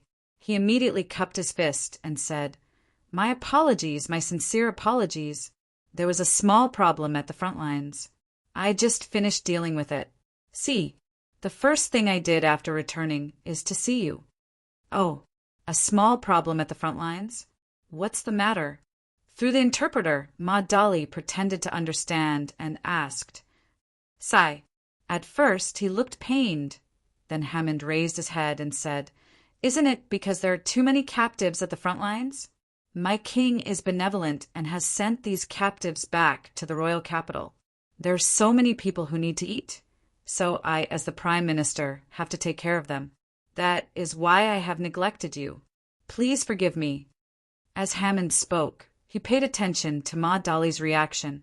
He wanted to see something from this person's expression, but he didn't know that he didn't understand Ma Dali at all.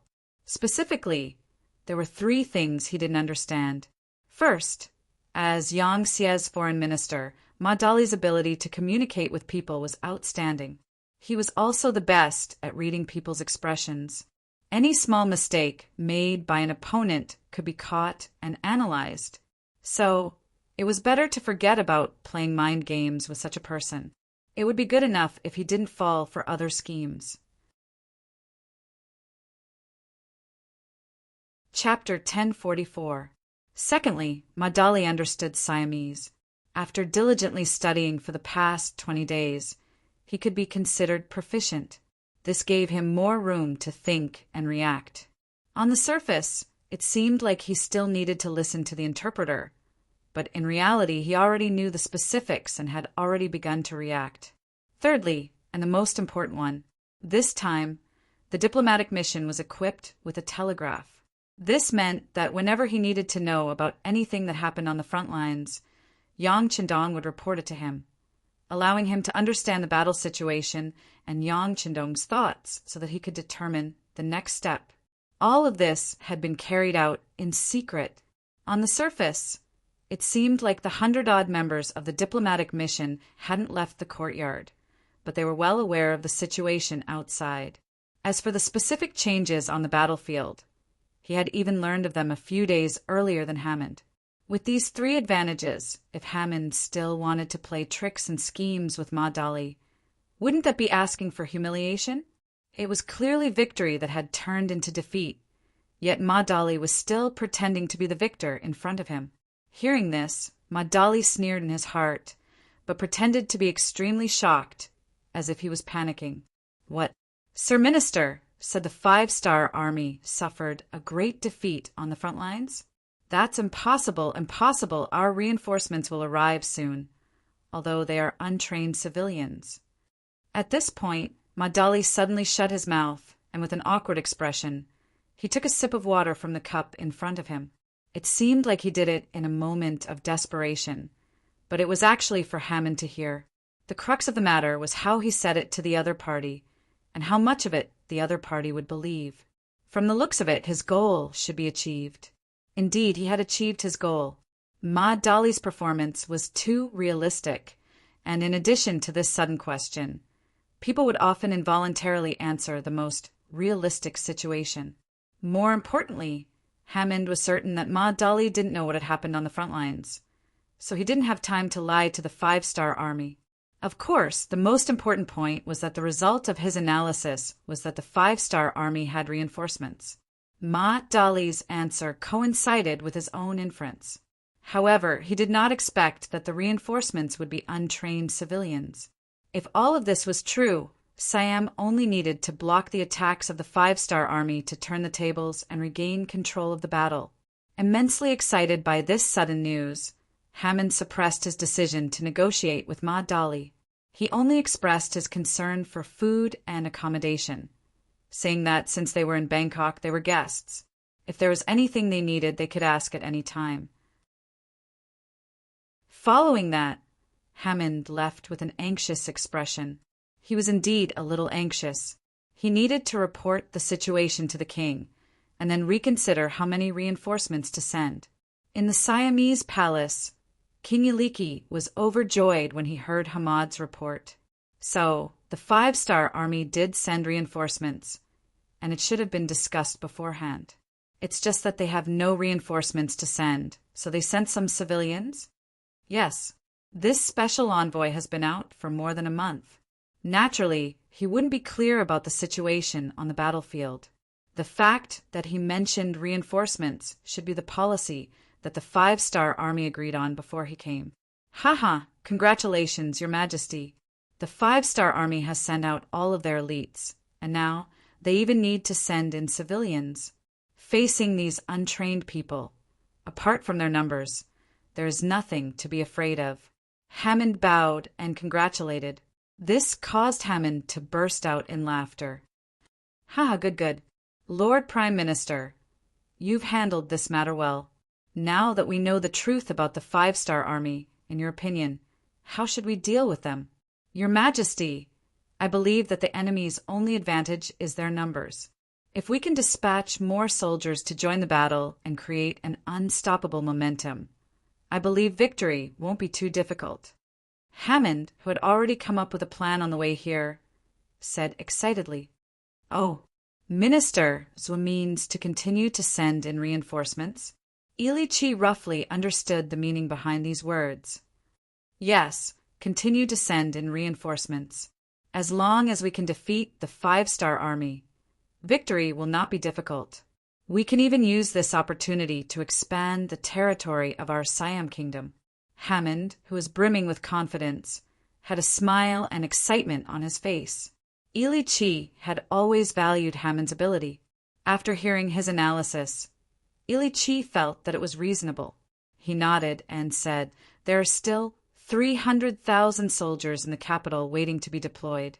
In your opinion, What should we do?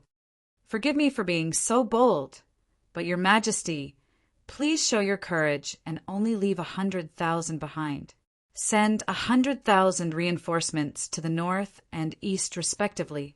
Attack with an overwhelming advantage and completely frighten the 5-star army. Strike their morale, and this battle will determine the outcome. Right?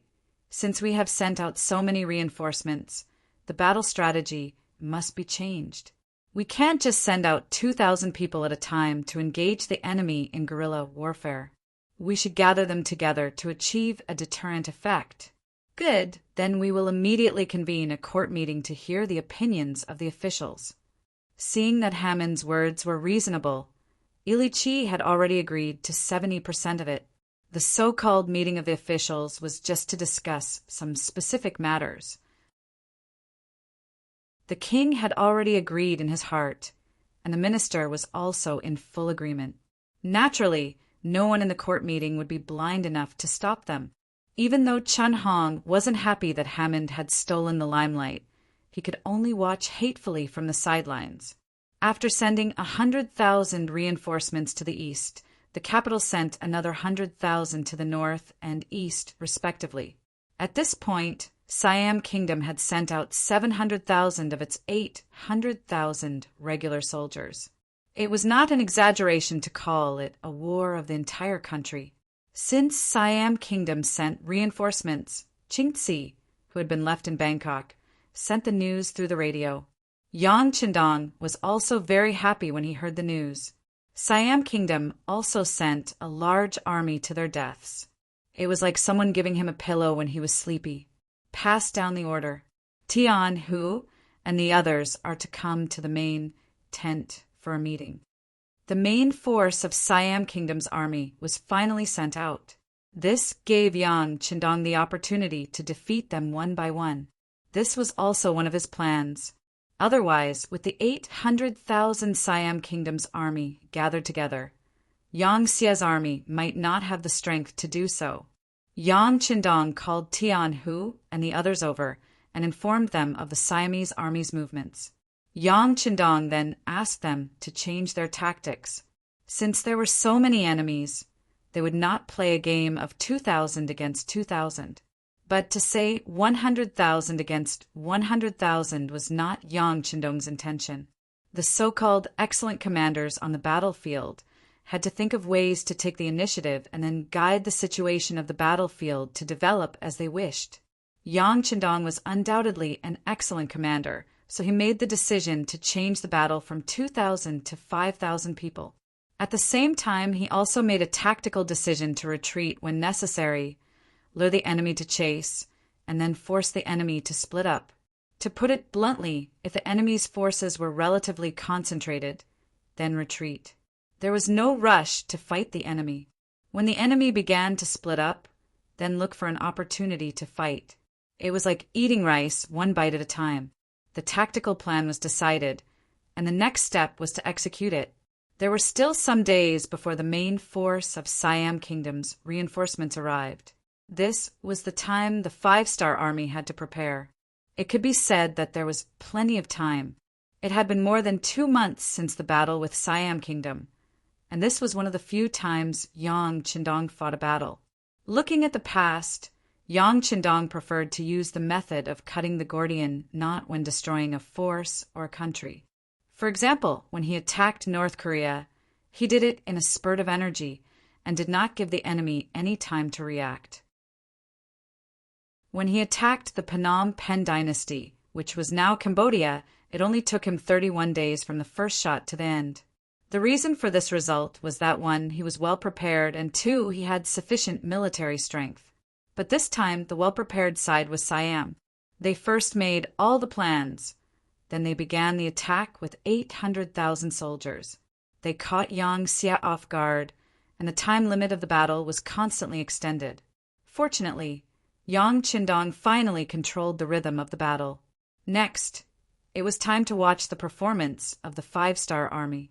Siam Kingdom's reinforcements began to appear on the battlefield. First, they gathered in the eastern border city of Siam Kingdom.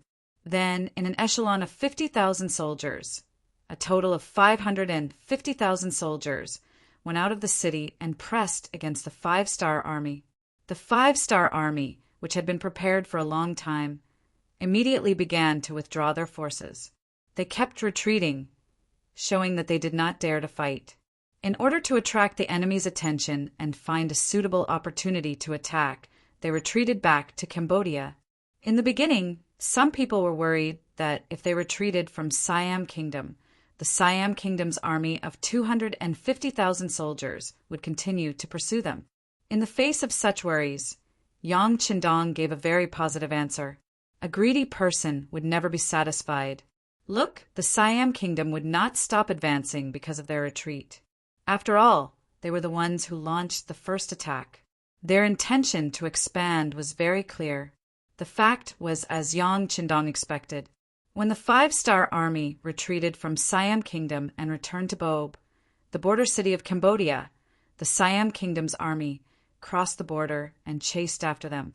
Obviously, the arrival of the 200,000 reinforcements boosted the morale of some people. They wanted to make a big contribution. Chapter 1045. Since that was the case, Yang Qindong had no choice but to fulfill their wish. In order to inflict heavy damage to the Siamese army, Yang Qindong made two decisions.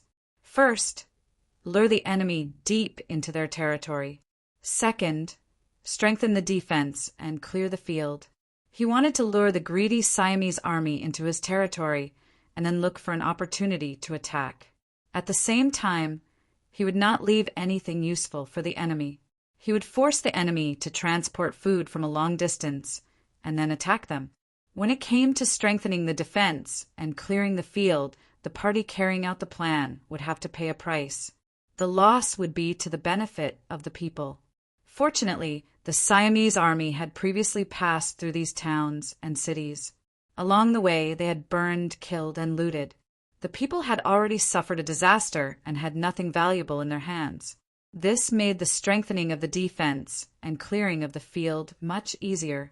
The 250,000 Siamese soldiers continued to march forward, singing songs of victory.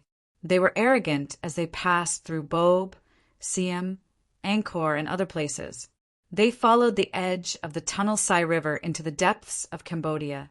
When the news reached Bangkok, King Ili Chi was very happy. He did not expect the seemingly powerful Five-Star Army to be so weak. He was glad that he had listened to Hamad and sent a large number of reinforcements. Otherwise, he would have been intimidated by the Five-Star Army. Ili Kui was in a good mood. Even the people of Siam felt good about themselves. When the streets and alleys were filled with news of the victories of the frontline soldiers, the people were overjoyed. Some of them even went to the compound of the diplomatic mission to express their excitement. They tried to enter the compound and parade Madali and the others to the public. After all, this was the relay station of the Siamese ambassadors. The Siamese soldiers guarding this place would not allow ordinary people to enter.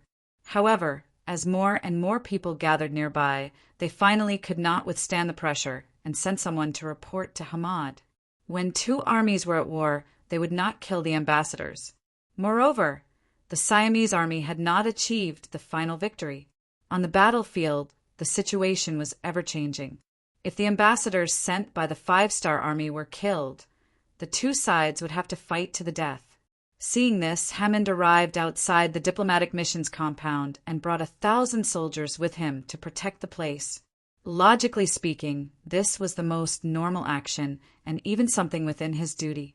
But when all of this fell into the eyes of the first-rank General Chun Hong, who had always wanted to cause trouble, he saw an opportunity. Under his instigation, news quickly spread through the streets of the royal capital. Prime Minister Hammond had long been on good terms with the Five-Star Army. This time he even risked defending the citizens to ensure the safety of the Five-Star Army's emissary. There was no smoke without fire. Many untrue things were often controlled by rumors and eventually became facts in people's eyes. Hamad advocated for the use of a large number of reinforcements, which won the king's praise, especially his advocacy of large-scale operations, not giving the five-star army a chance to defeat them one by one, which allowed the army to continuously occupy large areas of Cambodia. All of these were contributions, and they were the cause and effect of envy, jealousy, and hatred in the eyes of others. When one person's contributions were too great, it would attract the dissatisfaction of others. At this moment, Hammond was like this. Originally, as the prime minister, he was the leader of the officials. This time, with such a great contribution, it naturally caused others to feel a sense of hatred towards a common enemy. At this time, Chun Hong made his move. With him as the leader, the officials who were implicated collectively wrote a petition to impeach Hammond, saying that he had secretly colluded with the five-star army's diplomatic mission and did not hesitate to mobilize the Siamese army to fight against the Siamese citizens. This was the greatest provocation to the imperial power. Ili Chi, who was able to lead Siam into the era of great cities, was not a foolish person. When he saw these memorials, he was not moved. Instead, he put them aside and walked towards the harem.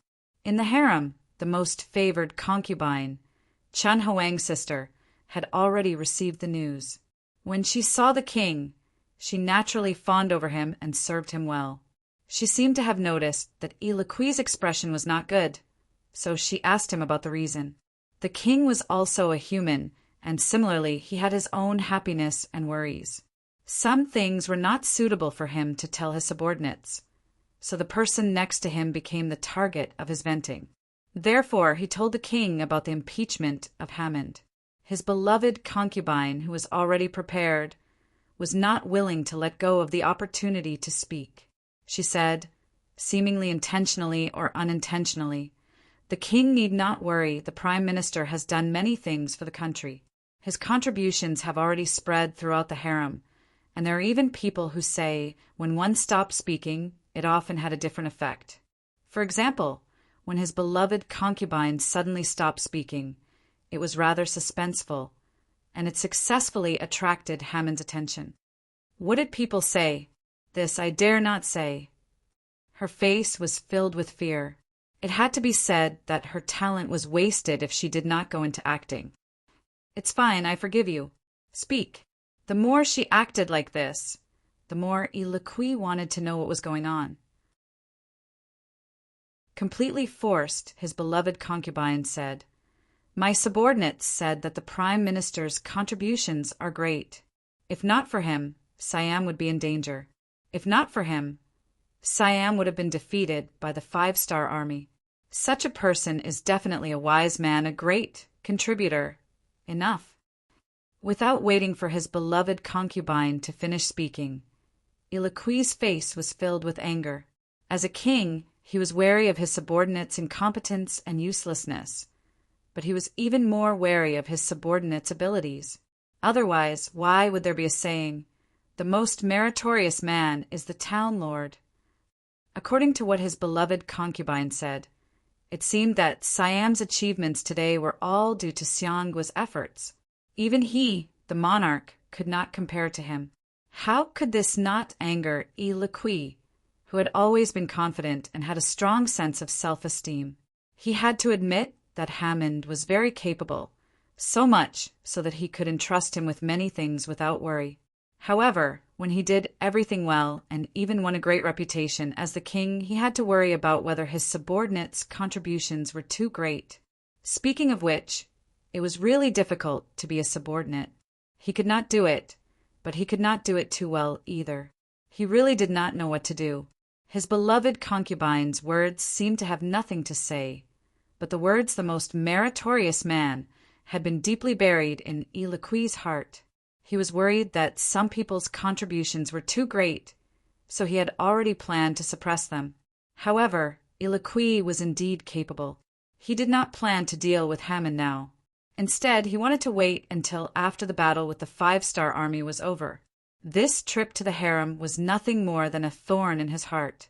Hammond was unaware of all this.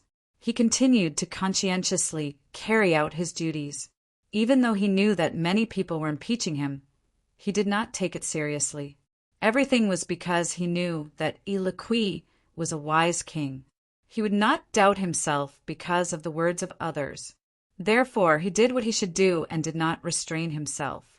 However, it was this confidence that brought him disaster. Young Xia Foreign Minister Ma Dali, who knew the world's affairs without going out, was trapped in the compound and seemed to have no contact with the outside world.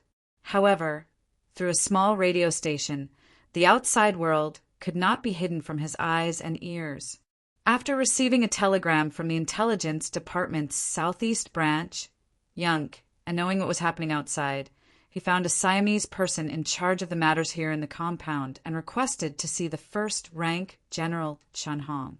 Chen Hong wanted to use this Yang Xie diplomatic mission to harm the Prime Minister. Naturally, he would try his best to bribe anyone in the compound. This person in charge was one of those bribed.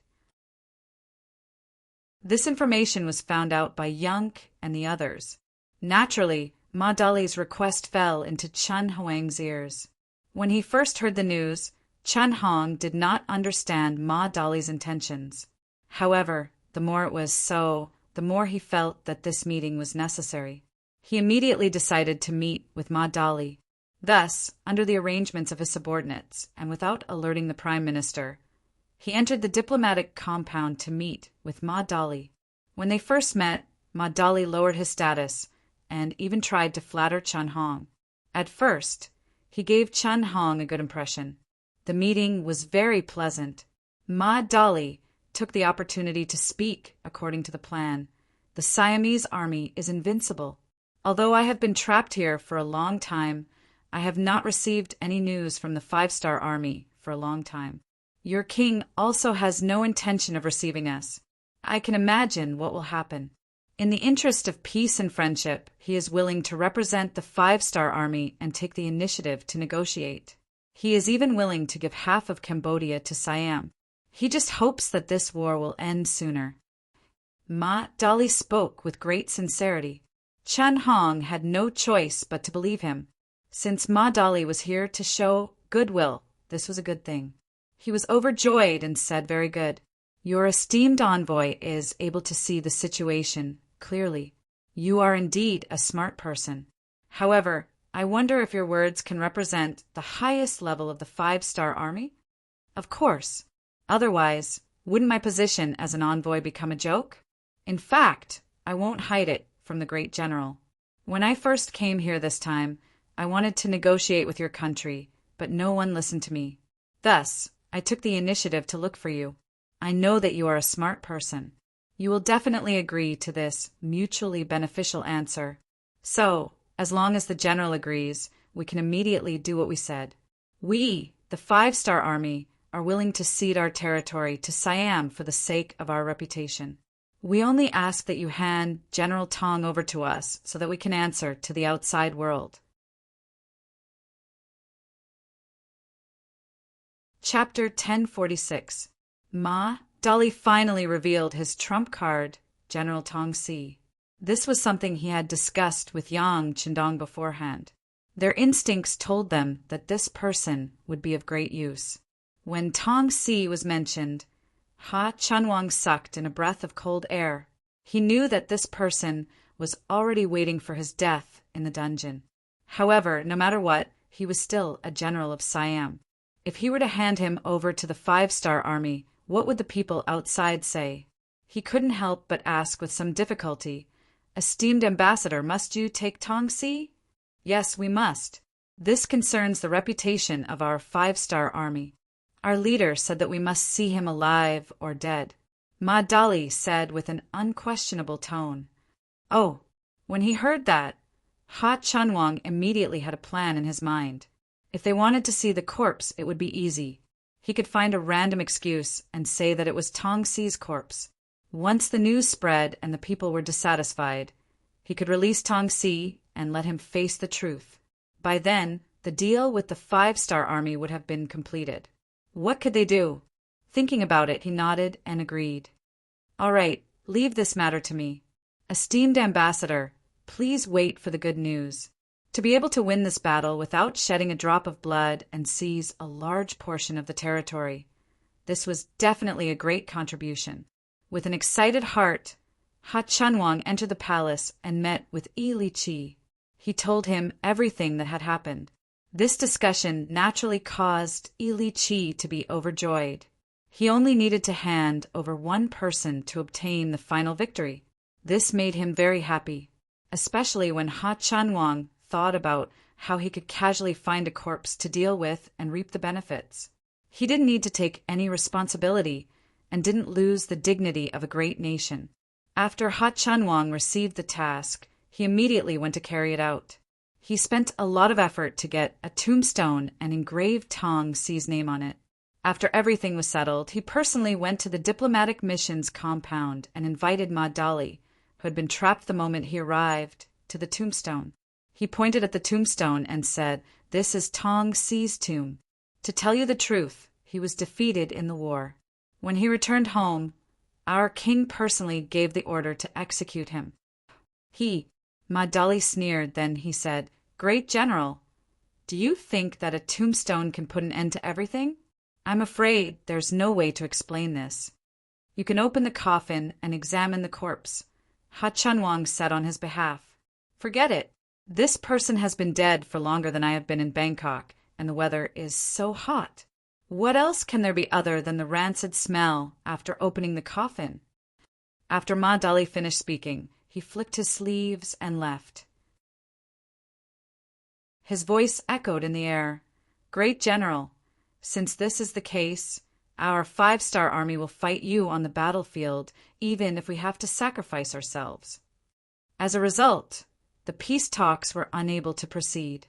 Ha Chunwang was a little disappointed, but he returned to his daily routine. After all, there was still good news coming from the front line. Even if the peace talks failed, they would still win this battle. It was just that more people would die. Right now, his greatest desire was to get rid of Hammond. If this person was still the prime minister, he was afraid that after the war he would have to return to the barren lands of the western frontier. This was something he could not bear. Hammond was not idle either. He had been busy recruiting new soldiers. Although there were always reports of victory coming from the front lines, there was no harm in making more preparations, since the battlefield could change at any time. Under Hammond's supervision, the recruitment of new soldiers was carried out in an orderly manner. The impeachment memorials continued to be placed in front of Hammond. Although there was a thorn in his heart, this famous monarch had no intention of touching Hammond. He had already thought about it. Even if he wanted to touch Hammond, he would have to wait until the war ended. Everything would be settled with an excuse to suppress it. Using the dying Tong Si as a bargaining chip to end the war was quickly forgotten. It was as if it had never happened. The reason why no one paid attention to this matter was because they believed that the army was winning steadily. There was no need for such methods. However, as the Siamese army on the eastern front line occupied more and more empty cities and territories, they had no choice but to divide their forces to defend the cities.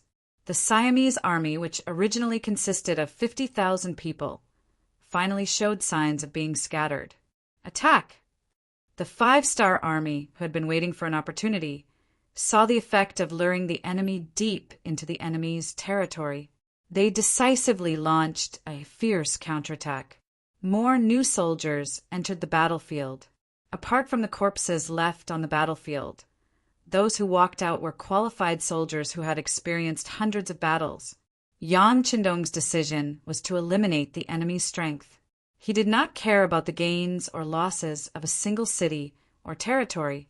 Following this principle, the 5-star army used multiple attacks to launch a full-scale counterattack against the 250,000 Siamese soldiers who had entered Cambodia. In order to achieve the goal of using war to train the soldiers, the young men from all over the country rushed in at once. They formed a unit of 5,000 people and launched a planned and intensive counterattack against the Siamese soldiers. After half a month, nearly 100,000 of the 300,000 people died. The number of injured reached 100,000. However, in the end, around 70,000 qualified soldiers were harvested. The attack of 300,000 people killed nearly 100,000 Siamese soldiers, greatly slowing down the enemy's offensive. Then, the third batch of young men arrived. Another 200,000 people entered the battlefield. 10 days later, more than 50,000 people died and more than 100,000 were injured. The number of soldiers who had experienced hundreds of battles was 50,000. In the third battle, more than 80,000 people were killed or injured. The East Siamese army still had about 70,000 people. At this point, the lack of manpower had become obvious. They had completely lost the initiative on the battlefield. Urgent letters for help were sent to the capital, Ming City. The 5-star army of the East Siamese army had sent out about 560,000 new soldiers. Nearly 200,000 people died and more than 200,000 were injured. In the end, the number of qualified soldiers was 125,000. Perhaps they were not the best, especially the 50,000 people who came later. When they faced the Siamese army, their opponents were no longer at their peak. However, they had all experienced battles on the battlefield and had seen blood. They had a certain level of self-defense and killing ability. Give the order. 125,000 people will be divided into 13 units. We will launch a counterattack. We need better soldiers. Faced with hundreds of thousands of casualties, Yang Qindong said with a pained expression. However, they were of a different race. The deaths of these people were not as painful as the deaths of the 4,854 Lung Fong and Heiwei soldiers. With the order, the counterattack began. In the face of the veterans' counterattack, the Siamese army, which had been badly beaten, finally showed signs of weakness. Not only did they quickly abandon the captured cities, but even when they retreated back to the borders of Siam, the 5-star army did not stop. They continued to attack them. Shatu City fell. The loss of Shatu City, an important city at the eastern border, meant that the Siamese army had changed from an all-out attack to an all-out retreat. It also meant that the 5-star army had begun to gain the initiative on the battlefield. The loss of Shatu City caused an earthquake in Bangkok. When King Illiqui heard the news, he almost fainted. Then he summoned all the officials for a meeting. All the officials were woken up in the middle of the night and gathered in the palace. The news of the fall of Shatu City was personally reported by Illiqui. All the officials were terrified. All right, everyone is here. Let's talk about what to do next. At this moment, Illiqui's face no longer showed any signs of panic. However, it was undeniable that his expression was extremely ugly. Even with his ability to calm himself down, he was already panicking. If the king was like this, the other officials were even more so. Everyone was panicking and did not dare to raise their heads. The 250,000 soldiers were defeated just like that. Now, there was less than a third of them left. Furthermore, the 5-star army had entered the border. How could they turn the situation around? Seeing that no one was speaking, Illiqui could only ask, "Minister, how is the recruitment going?" "Your Majesty, the recruitment is still ongoing. Currently, there are 100,000 new soldiers entering the camp. However, they have not undergone any training. If they are forced onto the battlefield, I am afraid that most of them will not be able to withstand a single blow. They will not be of any use." Hammond raised his head and said hesitantly. He was really worried that the king would send out these 100,000 soldiers in a moment of desperation. If that was the case, it would be the same as sending these people to their deaths. Fortunately, Illiqui was not muddle-headed. He only shook his head and expressed his disappointment. If it was any other time, Illiqui's performance would have caused Chun Hong to jump out and kick Hammond while he was down. However, he lowered his head and remained silent. He suddenly thought of Ma Dali and what he had told him about General Tong. Previously, they had considered Siam's reputation and the fact that their army had always held the initiative on the battlefield. Hence, they did not agree to hand over the people. But now, in the face of such an unfavorable situation, He had no choice but to disregard his reputation. "Your Majesty, I have something to say. I don't know if I should say it." Seeing that the court had fallen into silence again, Chun Hong spoke up. It was rare for someone to take the initiative to speak at this time. The high and mighty Ilikui simply spat out a word, "Speak." After receiving permission, Chun Hong looked at the throne and said without blinking, "Your Majesty, do you still remember the envoy from the 5-star army? He said that as long as we hand over General Tong, they will withdraw their troops and even compensate us. Of course, today is different from the past. Let's not think about compensation. However, if they can retreat, we will have enough time to train a new army and hope to rise again." Chapter 1047. Chun Hong had just opened his mouth when Prime Minister Hamad's voice rang out. "That's impossible. Tong Si is a general of Siam. If we hand him over just like that, where will our dignity go? If we do that, how will the people view us?" Hamad was a capable prime minister. Siam was able to enter the era of prosperity because of King Yi Li's wisdom. However, it had a lot to do with Hamad as the prime minister. Usually, people like him were very proud. Now that someone wanted to trample on his pride, how could he agree? As if he had expected Hammond to object, Chun Hong quickly turned around and looked at him. "What's wrong? Does the prime minister value his reputation so much? Is reputation more important, or the strength and safety of Siam more important?" Of course they're all important. Although the situation in the East isn't looking good, we still have 100,000 veterans. Under their lead, the 200,000 new recruits might be able to make a difference. Just like the 5-star army, aren't they also made up of new recruits? Hammond naturally wasn't afraid of anyone when it came to eloquence. Is that so? What if these 300,000 soldiers lose the war? Prime Minister, what will happen to Siam? Who will protect the safety of the royal city? Chun Hong wasn't a pushover either. He had already prepared for this problem. He had even prepared for what Hamad would say. In the court, the two ministers actually quarreled openly. This made Ely, who was already in a bad mood, even more unsightly. When the country was in danger, why couldn't these people sit down and talk calmly? Would there be a good ending to a quarrel between ministers? In a fit of anger, Ely immediately showed his might and said angrily, "Enough, this isn't a small street. You aren't the lowest class of commoners. Shut up." Since the king was angry, the two naturally ended their quarrel. They both took a few steps back and returned to their positions. At this time, Ely's voice rang out. "Dignity is the foundation of a country. Of course we want it."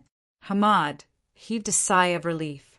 He was afraid that the king would believe Chun Chuanwang's words. If that was the case, how could a dynasty without dignity and bottom line be trusted? Unfortunately, this relief didn't last for even a breath of time. Li's voice rang out again. "But for the safety of the country, so what if we bow our heads this time? Don't the Han people always say that a great man knows when to yield and when not? Then we will bow our heads this time, as long as it's for the sake of Siam's future. Let's leave this matter to the general. Go see the ambassador from the 5-star army and ask him if the previous promise is still valid."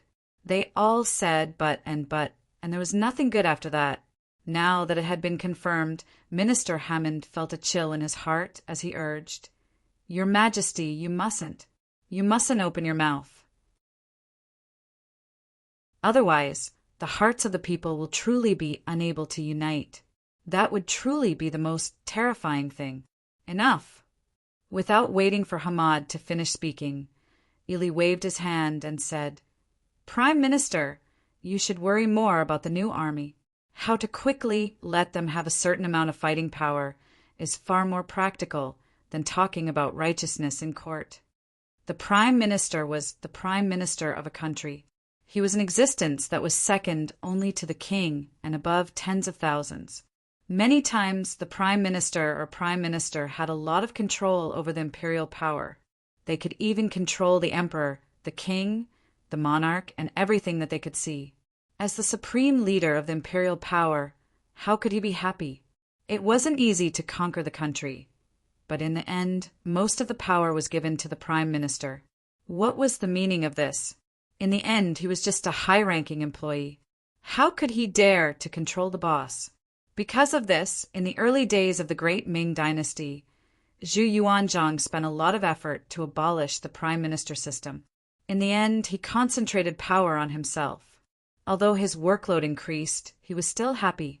The great Ming dynasty no longer had a prime minister system, but Siam still had one. Moreover, Hammond was indeed a very honest person. He had a lot of autonomy in certain matters, and even the king had to act according to his mood in certain matters. The reason for such a situation was none other than the fact that this person was very capable and could help him in many things. This made him willingly give up power for his own benefit. But now, Hamad's actions were very different from his own. It already involved the safety of the country. He finally couldn't bear it anymore. In addition, Chen Hong had contacted so many people to impeach Hamad. At this moment, all of his anger exploded and he told Ili to shut up. Ever since Siam became a powerful city, Ili Chi had never spoken to him so forcefully. At this moment, Hamad was stunned. He realized that he didn't completely understand the king. Chen Hong saw that Ili was deflated and was very happy. He immediately cupped his fist and said, "This subject obeys your majesty's orders. Please listen to this subject's good news." Hamad was actually scolded in court. This was the first time this had happened. At this moment, the other courtiers who were originally flattering him began to deliberately distance themselves from him. Perhaps this was the true nature of human nature. There would always be more people who hit a man when he was down, and fewer people who helped him when he was down. Li Chi walked out of the palace alone. Compared to his colleagues, who took the initiative to distance themselves from him, this didn't make him sad.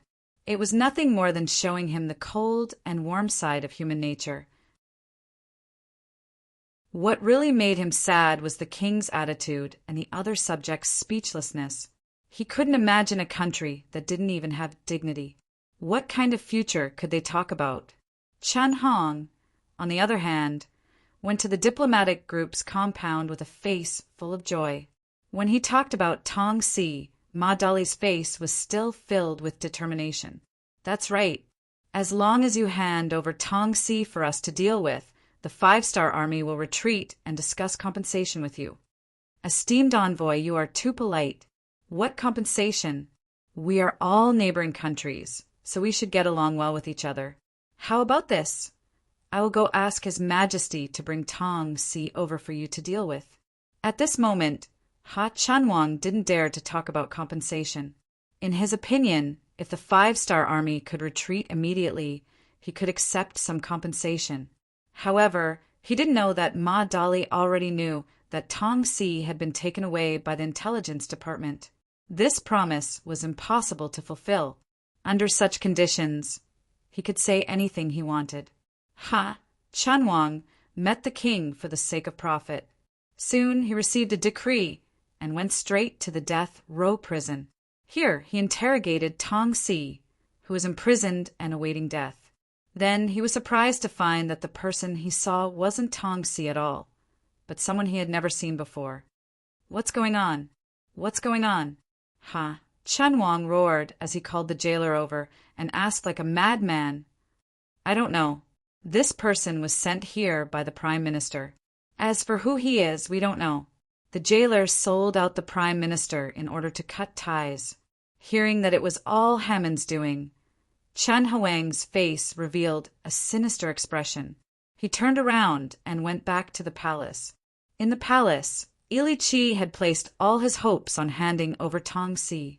Suddenly, Ha Chanwang reported that the person in the death row prison wasn't Tong Si, but someone else. Ili Chi immediately sat on the throne and was speechless for a long time. The situation had changed too quickly. It was so fast that he couldn't react in time. How did Tong Si disappear?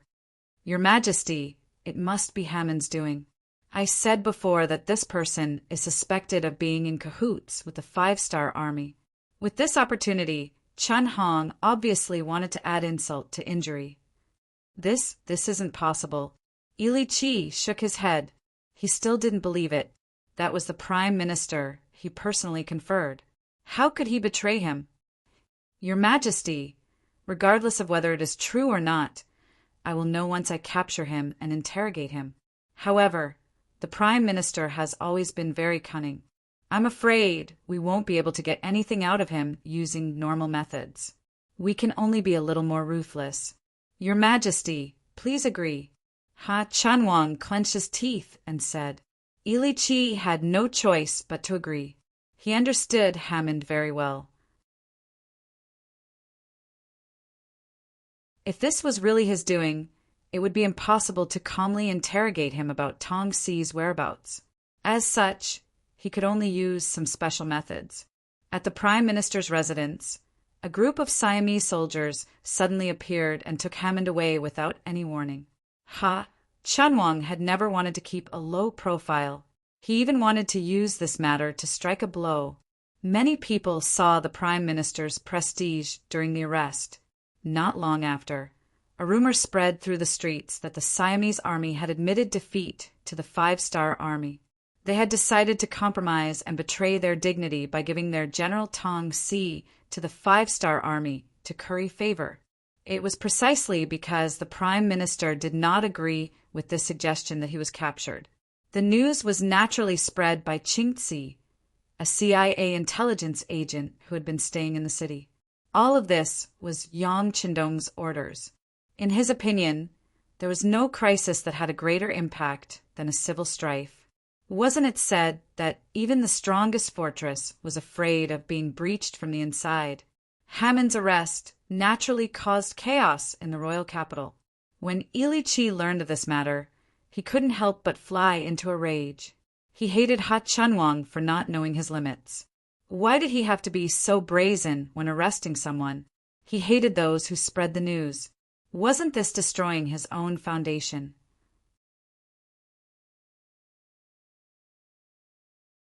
Chapter 1048. However, everything was already a fact. Since his request for the five-star army to negotiate had already been made public, there was no need for him to hide anymore. He just needed to find Tong Si and hand him over to resolve this crisis. Speaking of Ili Kui, he had underestimated the position of the Prime Minister in the hearts of the people. This Prime Minister had the reputation of loving the people like his own children. In addition, with the CIA secretly adding fuel to the fire, it didn't take long before voices of support for Hamad appeared in Bangkok. These voices grew louder and louder. There were even groups of people who went to the various government offices and the palace to petition. The general idea was that they refused to lower their heads and wanted the Prime Minister to be returned to them. The sudden appearance of this unexpected wave and the number of people who participated increased. Ili Kui was finally a little afraid. He wasn't afraid that the people would do anything to threaten him. In his view, as long as he mobilized the army, the people were in existence that could be suppressed at will. He was afraid that the Prime Minister's influence was so great. Fortunately, he had been captured. If he had waited for the Prime Minister to make the first move, with this person's rallying power, it would be hard to say if he would be able to keep his throne. The people's petition not only failed to save the Prime Minister, but it also made the king even more worried. There was no other way. It was always a taboo for the king to be too powerful. It could be seen that even if Hamad survived this crisis, he wouldn't be put in an important position after he was released. On the front line of the East Army, Yang Qindong led the Lu 5th Division, the 1st Cavalry Division, and the 1st Cavalry Division of the new army. They slowly followed behind the hundreds of thousands of veterans. Step by step, they moved towards the inner borders of Siam and towards Bangkok. Siam wasn't like the other countries and regions that had been conquered before. It was at the peak of the era of big cities. Whether it was the morale of the army or the people, it could be used greatly. It truly had the foundation to contend against the five-star army. If Yang Qindong had not changed his strategy at the critical moment, It would have been difficult for him to defeat the Siamese army, which was large in number and high in morale. Even now, after the war, Yang Qindong had hundreds of thousands of veterans under his command. However, he still dared not say that he could conquer Siam like he did with the other countries. After all, the hearts of the people were leaning towards benefits. This could be seen from the way the people looked at the army wherever they went. Regarding this, Yang Qindong felt wronged. So it's natural for the Siamese army to attack Cambodia. Is it an invasion when we retaliate? Why is there always a double standard? Faced with the resistance of the local people, any other person would have to consider whether to sit down and negotiate for benefits. Just like the Japanese army that invaded China, when faced with the resistance of the Chinese people, they could only use the slogan of mutual prosperity to manage the situation. They would never dare to use force to suppress the Chinese people. However, when it came to Yang Qindong, he had already made up his mind. He remembered the words of a great man, "You should chase after the enemy with courage. Don't learn from the overlord for the sake of fame." The Siamese army could suddenly attack this time. If they let it go, who could guarantee that they would not attack again? He was no longer the one nation of the past. He had already occupied several provinces, especially the newly built Far Eastern province. It was a vast land with abundant resources, and it needed a large number of people to fill it. At most, he could just emigrate the people there. In short, this time he was ready to destroy Siam, even if he had to pay a high price for it. He had already ordered the governor of Chigang City, as well as the other provinces, to immediately prepare for the migration of the people. In fact, Cambodia, as the nearest province, had already done so. Every time the five-star army occupied a city or a place, they would arrange for these people to settle down there. As for the natives who were originally here, they would be taken away and sent to other provinces and places like the far eastern continent on ships. Yang Qindong's plan was to nibble away at Siam, step by step, including every inch of land and every single person in the country. Because of this, the speed of the army was very slow.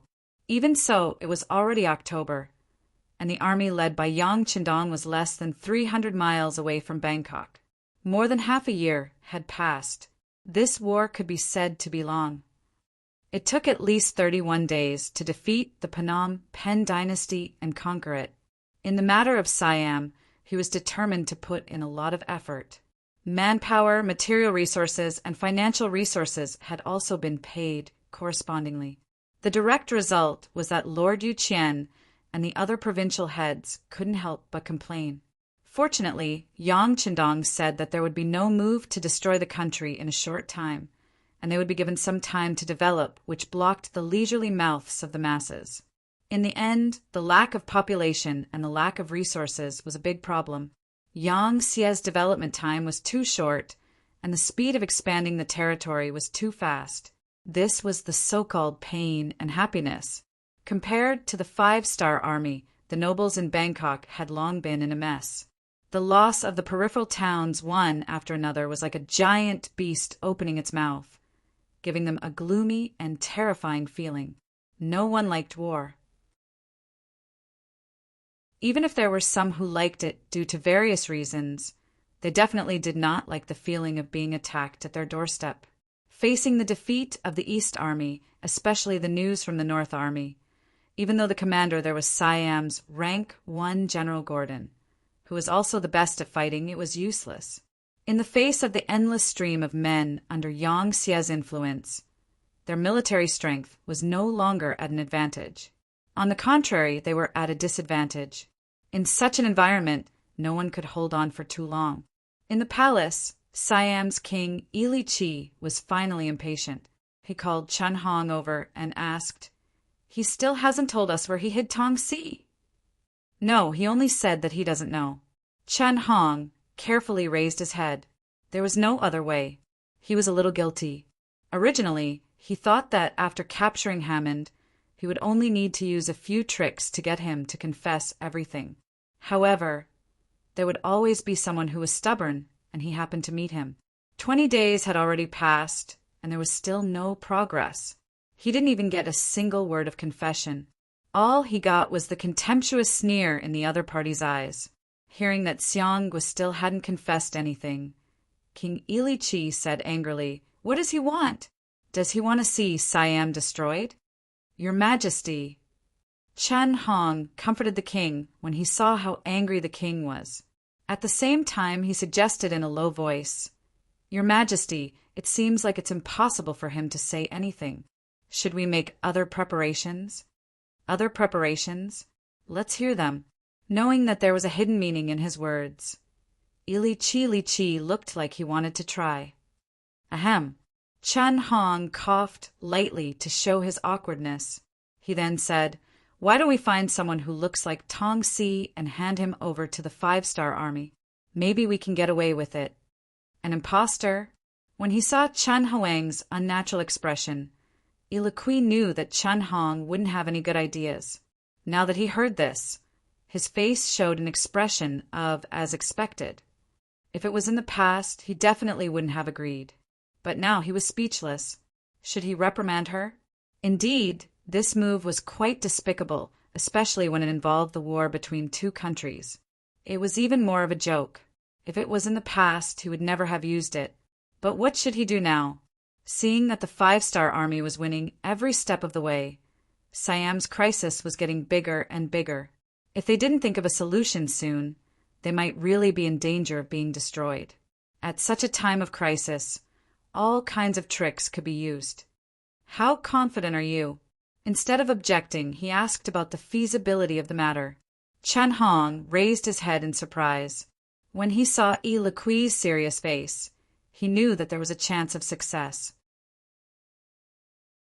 He immediately replied, "It shouldn't be difficult to find someone who looks like Tong Si. It's just like how we look at the Han people. I think they look the same to us. So, I'm 70% confident. 70% is not low." Ilikui pondered for a moment and said. Then, as if he thought of something, he said, "Do it carefully. If it doesn't work, remember that it's your own problem. It has nothing to do with me or Siam." "Yes, yes." Chen Hong nodded repeatedly. This result was already within his expectations, but he didn't find it strange. It was not because of other reasons. This was originally a very dirty matter. If something really went wrong, someone had to be the scapegoat. Chen Hong left. He had already found a replacement. After promising Ilikui's family a lot of benefits, he deliberately made him look very disheveled. This was to make people not want to see him. This would increase the probability of success. After everything was done, Chen Hong appeared in the diplomatic mission's courtyard. Tong Si was brought in. When Ma Dali heard the news, he was shocked at first. Then he laughed softly. He had already thought of Siam's plan. After all, if he were to put himself in their shoes, this might be the only solution. He pretended to be very happy as he walked out of the room. Then he saw Chen Hong close by with a flattering smile on his face. Speaking of which, this person wasn't like this a month ago. Following the 5-star army's successive victories in the war, this person's noble head finally lowered. Ma Dali, who was well aware of all this, maintained his usual smile. He still needed Chen Hong to put on a show. He couldn't ruin their relationship. Chapter 1049. General Chen is here. My apologies for not going out to meet you. Ma Dali pretended to be very happy and took the initiative to greet him. Chen Hong was also full of smiles. When he saw Ma Dali, he pretended to be mysterious and said, "Minister Ma, look who I have brought." This was the first time Chen Hong had addressed Ma Dali by his official position. Just from this point alone, it was clear that their intelligence department had done something. Ma Dali himself was not surprised by this title. From the day he entered Bangkok, he had already disregarded his life and death. With the 5-star army's continuous victories, he knew that he would not die unless the higher-ups of Siam had lost their minds. Unless they wanted to die together with him, saving his life was equivalent to saving their lives. "Oh, I wonder what good news General Chen has brought." Ma Dali asked without changing his expression. Chun Hong secretly admired Ma Dali's ability to maintain his composure. He went straight to the point. Come, bring him here. He is Tongsi? Yes. He is indeed tall and mighty. Ha! General Chun is very considerate. I will immediately send someone to report this matter to the higher-ups. If there are no accidents, the war should stop now. After the fake Tongsi was brought out, there was a simple conversation. Then Ma Dali made a promise. Chun Hong was naturally overjoyed. While nodding, he almost urged Ma Dali to write a letter quickly. Ma Dali was a man of his word. He quickly wrote a letter and handed it to his trusted subordinates. Under the protection of Chun Huang's men, he left the city. For days later, the news of a ceasefire came from the front line. This caused all the officials and nobles in Bangkok to celebrate. The war was finally going to stop. They did not have to worry about their lives and the safety of their property. How could they know that the reason why the five-star army had stopped their attack was because they were preparing for the next step of the attack? Ma Dali had already sent a telegram to inform the higher-ups of the situation. Fortunately, he brought enough spare batteries with him when he went out this time. Otherwise, he might not be able to hold on with such frequent power supply. Yang Qindong knew that the other party had used impersonation to create a fake General Tong, so he decided to beat them at their own game. He wanted to use this to weaken the morale of Siam's resistance. Compared to their previous opponents, Siam could only be described as powerful. At the very least, this country had just passed the period of being a major city. It was the time when the country was strong and the people were rich. The people were very confident in the country. This would definitely increase the difficulty of their attack. It wasn't impossible to use brute force to suppress them, but it would come at a great price. On the other hand, if they could make the other party self-destruct, then the effect would be much better. Impersonating Tongsi was one of the methods to disintegrate the enemy. Yang Qindong had already thought about how to make use of this matter. However, he was 300 miles away, and many things were beyond his reach. Everything depended on the cooperation between Ma Dali and the CIA. As for himself, this was a good opportunity to reorganize the military's morale and prepare for a bigger war. Being able to defeat Siam was completely different from dealing with other small countries in the past. In the past, the strategy was to gather the elite forces and force a breakthrough, catching the other party off guard. Then, the main force would charge straight in. Before the other party could react, everything would be over. In the battle with Siam, they were the ones who took the initiative. They were in a passive position. In addition, the other party was already prepared. It was impossible to use the old strategy. That was why the war lasted for such a long time. Roughly calculating, Yang Xie's side had invested millions of new recruits in the north and east. The number of people who invested in the use of resources was even more, reaching more than 2 million. It was really not easy to achieve the current success with such a large amount of manpower and financial resources. However, this was not the end. If they blindly used brute force against Siam, who knew how much money and how many lives they would have to sacrifice to establish a complete victory here. After thinking about it, it was better to use the method of internal disintegration. The war supplies at the rear were continuously transported from Cheng City to Cambodia. Then they were transported by the people all the way to the army. There were dozens of carriages of ammunition. After more than 2 months of rest, the Lu 5th Division was ready to show their strong side again. The immigrants sent by the provinces were also in place. There were more than 1 million people. Now, they were only waiting for Yang Qindong to give the order to launch the final attack. When the signal of internal strife came from Bangkok, it was time for them to march forward and conquer Bangkok in one fell swoop. It was time to end Yuliki's rule, the capital of Siam. The battle at the front had finally stopped. It was as if a boulder had been lifted from their chests. Everyone could not help but breathe a sigh of relief. As the chief contributor, Ha Chuanwang's face was full of joy. He had received accurate information from King Yuliki. From now on, he did not need to go to Xinjiang. When the war was over, he could stay in the capital and enjoy life. This was the result he had been searching for. Naturally, he was overjoyed. His face was full of joy. When he heard that Minister Ma Dali wanted to see him, he did not dare to be negligent. He would not forget the reason why he was valued by the king. Ma Dali was a god that he could not afford to offend. In the diplomatic mission's courtyard, Chun Hong hurried over. When he saw Ma Dali, he heard a question that made him feel awkward, but he couldn't avoid it. It was the other party's suggestion to escort Tong Si out of the royal capital and send him to the front lines of the Five-Star Army. He also said that this was the will of the Five-Star Army. Only then the Five-Star Army would sit down and negotiate. General Chun, this is the will of the higher-ups. I have to obey. Of course, I'll stay behind. If nothing unexpected happens, I'll still be in charge of the peace talks. With our relationship, I'll do my best to take care of you. Ma Dali acted as if he didn't want to, but he had no choice. He even spoke in a comforting tone. Chun Hong understood Ma Dali's words. He also understood that this was a way for the Five-Star Army to show off their victory. However, since things had come to this, he could not refuse or stop it.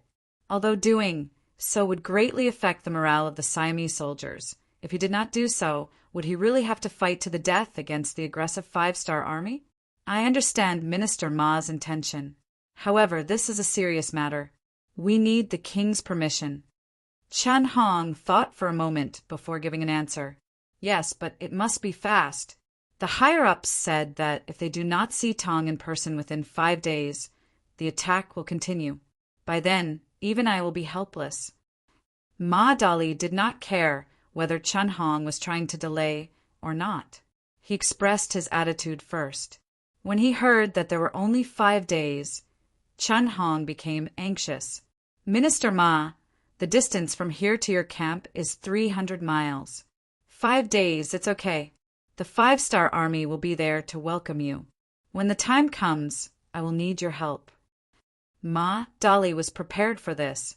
Chun Hong could not do anything. He could only say that he would immediately explain the situation to the king and give him an answer. After leaving the courtyard, he went to the palace. When the king heard about this, he did not say anything. After a moment of silence, he stood up and left his seat. Not saying anything often represented a kind of tacit agreement. After Chun Hong received the order, he returned to the courtyard to express the king's agreement. In order to send Tong to the Five-Star Army's camp on time, he even urged Ma Dali to send Tong out of the city at night. It was not far from dark. Chun Huang's plan was to send Tong out of the city at night so that the impact would be minimized. Ma Dali would not let him do as he wished. He said that it was getting late and he needed to rest. He would arrange for people to leave the city the next morning. At this time, Ma Dali was obviously the winner. Since he said so, regardless of whether Chun Hong liked it or not, he could only accept it. Fortunately, he had one night to prepare. He had already decided to seal off the streets the next morning. In short, he would not allow anyone to see this scene that represented the shame of Siam. He had a good idea. When he was about to leave, Ma Dali broke his dream. "Oh, right, General Chun. Our leader said that when we send Tong out of the city, we must make some noise. The Five-Star Army cares about our reputation. You started this war. If you do something wrong, you have to admit it." "Ah, this. Okay." Chun Hong felt bitter, but he had to agree. After leaving the compound, he immediately sent people to transfer over a large number of soldiers to guard the streets. In short, it was to avoid any trouble as much as possible. Some things could not be changed by one's will. Yang Qindong had already planned this. When Tong Si was taken away from the dungeon, some things had already been decided. How could there not be any trouble? If that was the case, how could the morale of the soldiers and the people be affected? The next morning, Chun Hong came to the courtyard. It was obvious that his eyes were red. It was obvious that he had not slept the whole night. Ma Dali did not point out. Instead, he took out the prison carriage that he had prepared. It was a carriage made of wood, and the fake Tong was locked in it. Furthermore, it was cleaned up very neatly. Not only was the dirt and dust on his face washed clean, but he was also dressed in armor and dressed like a general. Looking at this scene, Chun Hong did not know why, but he had an ominous feeling. However, since things had come to this, he could only bite the bullet. He only hoped that the people did not know what was going on. Even if they knew, they would not care. Reality slapped him in the face again. The CIA had spread the news early in the morning that Siam had admitted defeat. In order to appease the anger of the five-star army, they took the initiative to send General Tong to the enemy to show their sincerity.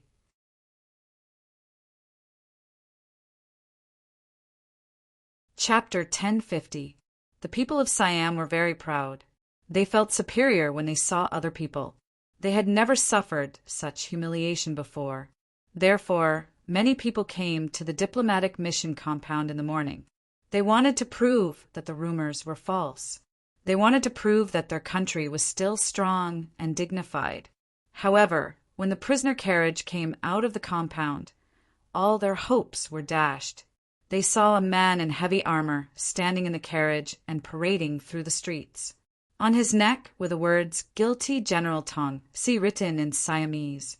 This was a blatant slap in the face. All the Siamese who saw this scene clenched their fists tightly to express their unwillingness to accept this.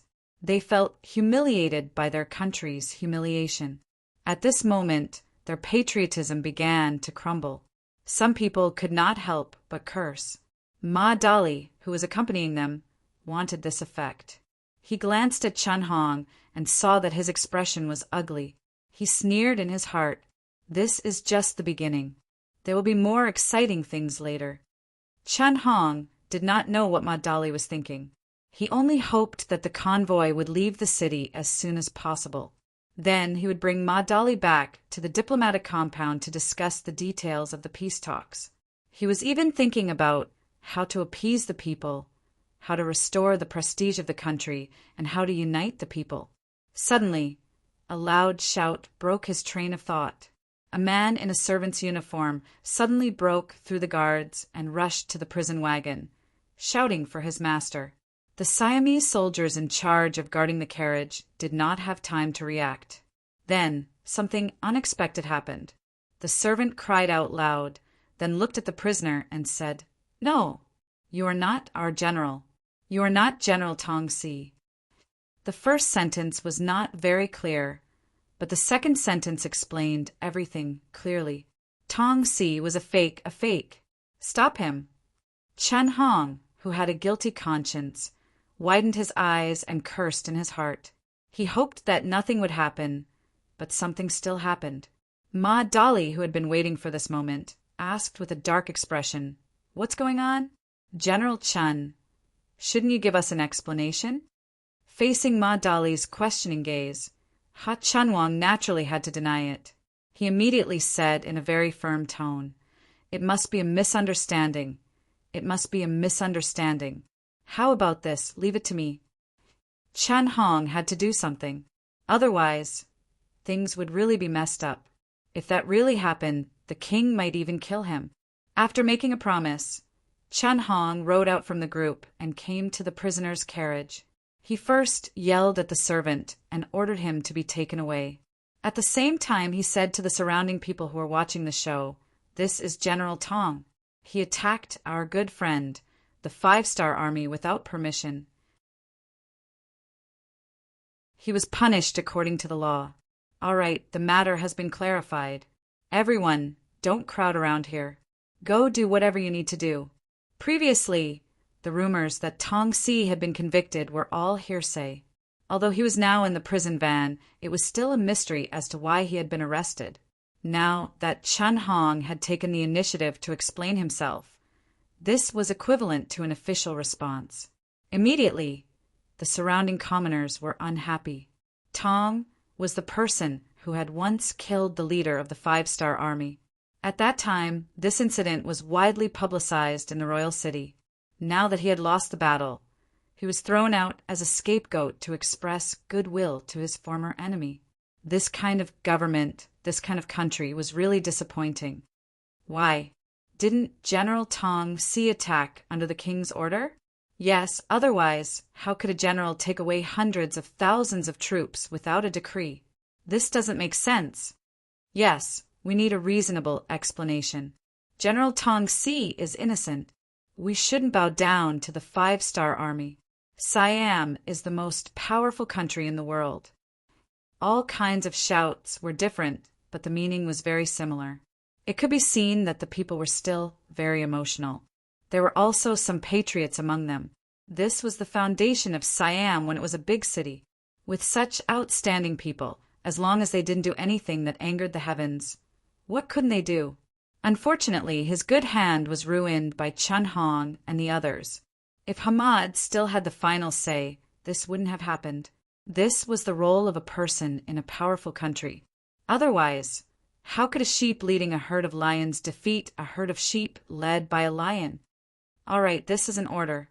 If anyone dares to question it, they will be arrested and severely punished. Chun Hong, who didn't want to complicate matters, was angry and showed a fierce expression. This fierce expression naturally had an effect on the ordinary people. Immediately, many people shut their mouths. Anyone could see that if they said anything inappropriate at this time, there was a possibility of them being arrested. That would be too unfair. But not everyone was afraid of Chun Hong. For example, Ma Dali, who was prepared, saw that the voices of the people were about to be suppressed and knew that it was time for him to stand up. He sneered in his heart and rode forward. General Chun, I have a question. Please bring that servant over. I have something to ask. Seeing that it was Ma Dali, Chun Hong immediately smiled and said, Minister Ma, you don't have to worry about such a small matter. I can handle it. It's not a problem of whether you can handle it or not. I know that you intend to protect General Tong Si. In such a mood, perhaps you can really get a fake person to fool us. Therefore, we have to verify the person's identity. Otherwise, we will become the joke of the five-star army, Madali said seriously. The five-star army was now waiting for Tong Si's arrival, and time was limited. If Chun Hong couldn't convince Ma Dali, he couldn't be sent to the five-star army. The war had to continue, and Chun Hong couldn't bear such a big responsibility. Helplessly, he waved his hand and asked the servant who was about to be brought back. When the servant was brought back, he looked at Ma Dali in horror. Then Ma Dali said, What did you say just now? You said that this isn't General Tong Si, right? This I might have seen wrongly. The servant seemed to know that he had made a big mistake. At this moment, his voice was trembling. Don't be afraid. Just tell the truth. I can guarantee that if you tell the truth, no one will make things difficult for you. Not only that, I will also keep you by my side to protect your safety. How about it? Can you tell the truth this time? Ma Dali made a promise in front of everyone. Ma Dali's intention to protect him was very sincere. At this moment, the servant seemed to have let go of all his worries. First, he raised his head and looked at the person on the prisoner's carriage. Then he pointed at the person and said, I'm General Tong's servant. Of course, I recognize our general. However, this person is really not our general. Are you sure? Ma Dali suddenly raised his voice. I'm sure. The servant also said with a look of desperation. Perhaps he also knew that his life and safety had fallen into Ma Dali's hands. If he didn't tell the truth, only death would await him. He had no other choice. Humph! Ma Dali's cold snort reached Chun Huang's ears. His face immediately turned ugly. General Chun, I think I need an explanation. Explain your numbness. Chun Hong really wanted to say this, but he didn't dare. Right now, he was at Ma Dali's mercy. What could he say when he was at a disadvantage? Fortunately, his reaction was fast enough. He quickly raised the horsewhip in his hand and lashed out at a guard beside him. He shouted, Speak! Who gave you the courage to give this general a fake to fool me and the noble envoy? Did you eat a bear's heart or a leopard's gall? All right, the scapegoat had been randomly picked. The matter was resolved immediately. Ma Dali and the others returned to the diplomatic mission's courtyard. At the same time, the servant from Tong's residence also returned with them. Presumably, with this person around, Chun Hong couldn't find a random person to fool him. Chun Hong went to the palace with a constipated expression. He didn't know what to do now that he had messed up his mission. However, the expected thunderous rage didn't happen. Perhaps the king also knew that after locking Xianghua in the dungeon and torturing him, he had no choice but to continue using this general. Furthermore, he knew about this matter. There was no way that he was being lied to. Post a notice and put Tong on the wanted list. Search every place and person related to Xianghua. Reward him heavily. I don't believe that a living person can fly to the sky, right? Ili Chi had dug into a dead end and directly linked Tong Si's disappearance to Prime Minister Hammond. Reality proved that if the method wasn't correct, the results wouldn't be correct. 5 days passed quickly. Under Yang Qindong's premeditated plan, the army continued to advancing towards Bangkok. Along the way, the foreign soldiers who had been baptized in the battlefield went through fierce battles again and again. After 150,000 casualties, there were only 100,000 left. However, these 100,000 soldiers definitely had the combat strength of a great army. Another 20,000 soldiers were sacrificed in exchange for the defeat of the Siamese East Army. Of the original 250,000 soldiers, apart from those who were killed or captured, 20,000 managed to escape back to Bangkok. Behind them was the main force of Yang Qindong's 5-star army, which consisted of hundreds of thousands of soldiers.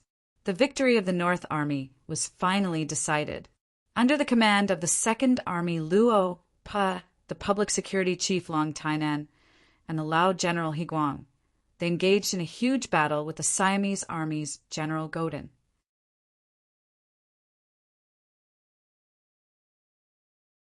Chapter 1051. Gordon lived up to his name as a general of the Siam Army.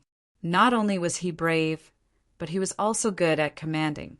At one point, he brought a lot of pressure and threat to the 5-star army. However, just when both sides are evenly matched, 2nd Master Lu and 6th Master Lu, the 2 firearm engineers, made their move. The cannons opened up a path and the muskets attacked. Once again, they showed the world the difference between muskets and cold weapons.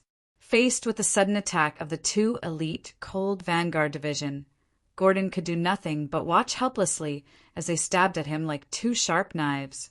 However, he didn't choose to run away like the other generals who were enemies of the 5-star army. Instead, he chose to sacrifice himself on the battlefield. He led his personal soldiers to charge at the Cold Vanguard Division. In the end, his blood was spilled on the battlefield, and he truly fulfilled the saying that generals should die on the battlefield. When the news of Prime Minister Hammond being imprisoned came, perhaps Gordon knew that he had no way out. If he lost the battle and returned to the capital with the jealousy of Chun Hong, he might not have a good ending. He might even implicate his family. Since that was the case, he might as well die on the battlefield. At least he could preserve his reputation and protect his family. Gordon shed blood on the battlefield and died heroically for his country. Once the news spread, the North Army was in chaos. Without a commander, they could only retreat in the face of the 5-star army. Not long after, Chiang Mai and Dongchi were conquered. In the end, only 50,000 of the 300,000 soldiers escaped back to Bangkok. While the East and North launched a fierce counterattack, the 2 divisions of the 1st Sea Army in the south re-surrounded the important city of Pattaya. With the help of artillery, they quickly breached the city. The 2nd-ranked general of the Siamese army, Nayu, died in battle. The other 2nd-ranked general, Munghua, fled back to Bangkok with 10,000 soldiers. At this point, the capital was in an awkward situation of being surrounded on 3 sides. In Bangkok, 80,000 defeated soldiers gathered. In addition to the original 100,000 elites and 200,000 new recruits, there were close to 400,000 soldiers. Just in terms of numbers, they exceeded the five-star army's 250,000 soldiers.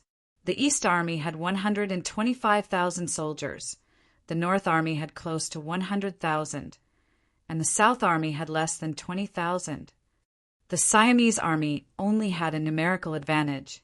In terms of morale, the Siamese Army was a mess. Actually, when Chen Hong betrayed Tong Si and asked for peace with the five-star army, the morale of the army and the people had already started to crumble. The pitiful king of Italy didn't think about how to salvage the situation. Instead, he offered a huge reward and made it so that everyone knew about it. This only accelerated the time and process of their defeat. If one's heart was broken, it would be useless no matter how much effort they put in. Siam, which was originally a powerful country, went from glory to destruction in just half a year. Siam's territory was too small, and there was limited space to maneuver. Another reason was that the five-star army strategy was correct. After discovering the strength of the opponent, Yang Qindong naturally changed his strategy. Using battle to nurture the army was undoubtedly the right move. Then he grabbed hold of the opponent's weakness and used a person who had been forgotten by the opponent to attack the opponent, thus causing the opponent to lose the morale of the army. Now, it seemed that it was also an excellent move. Of course, having a pig like Chen Hong as an opponent would also help things progress smoothly. Siam capital, Bangkok. The 8 gates that led to the outside world were all closed. The outer and inner city gates were filled with Siam soldiers. From afar, it was a patch of black. However, when one got closer, it was not hard to see the worry in their eyes. Siam had 800,000 regular soldiers and 200,000 reserve soldiers. However, in just over half a year, more than half of them had been killed or injured. There were only less than 400,000 soldiers left. One could imagine how they would feel if they were to go deep into the enemy's territory. Chanwang was once again entrusted with a heavy responsibility.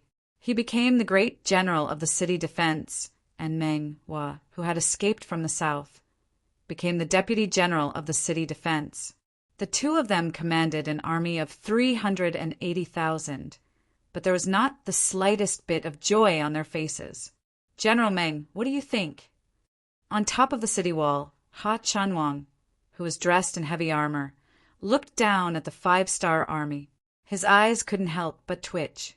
He had a feeling that if the other party really decided to attack the city with those advanced cannons and guns, they wouldn't be able to stop them. Meng was a standard 7 feet tall man. He also had a certain level of talent in leading troops. Unfortunately, he was born at the wrong time. How could his sword be a match for cannons and guns? Now that he was asked by Chanwang, he only hesitated for a moment before shaking his head.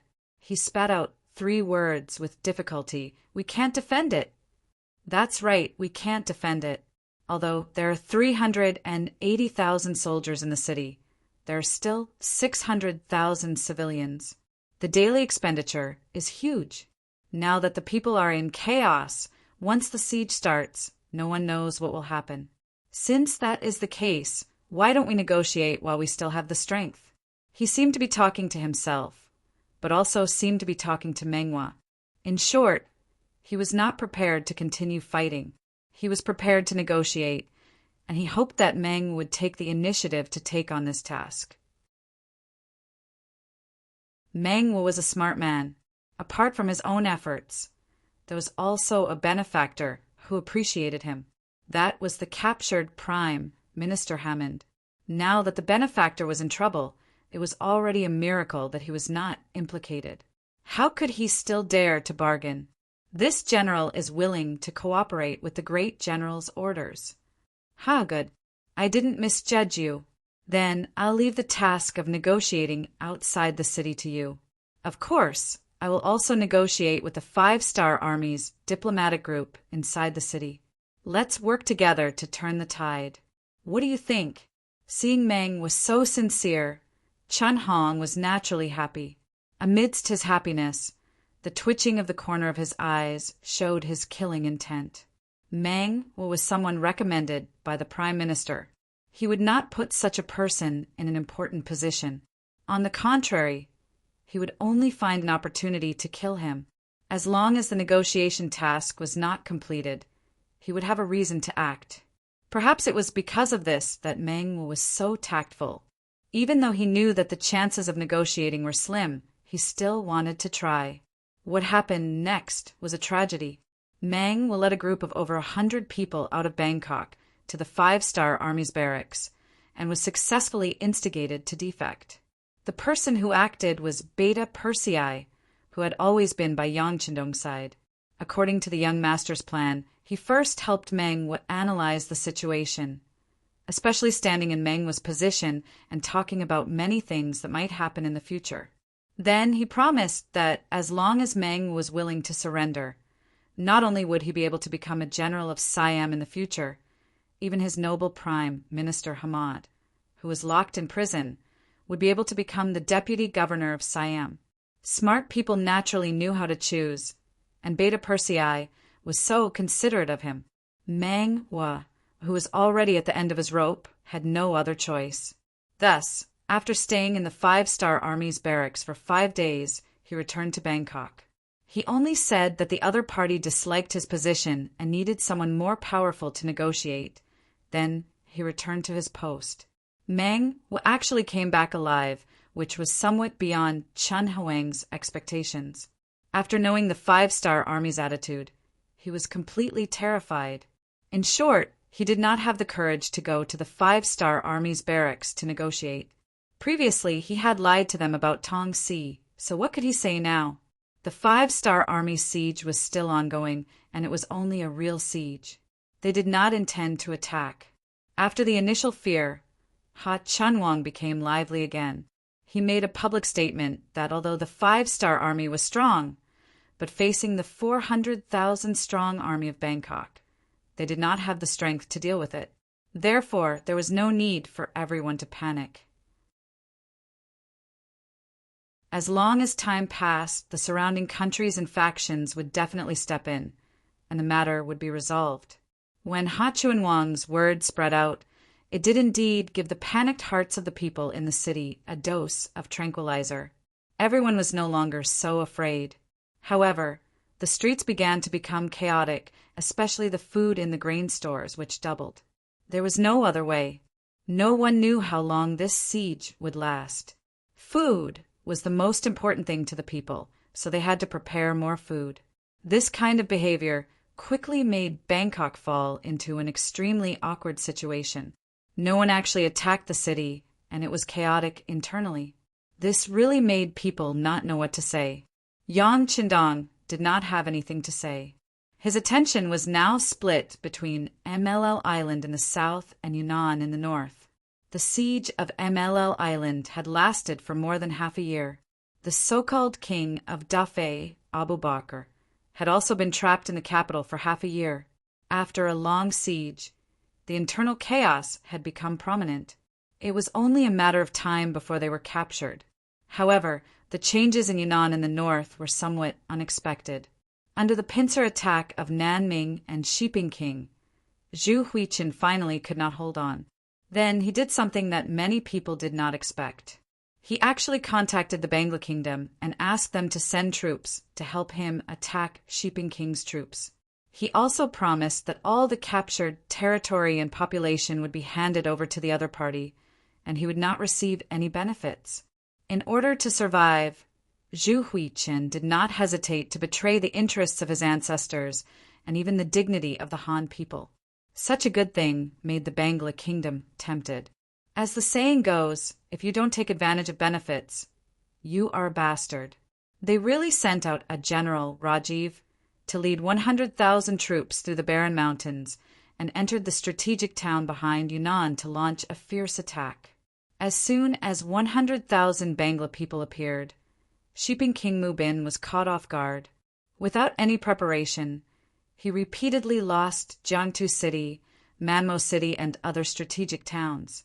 After losing Mingding City, Mu Bin had no choice but to lead his troops to fight. Zhu Huiqin took this opportunity to counterattack.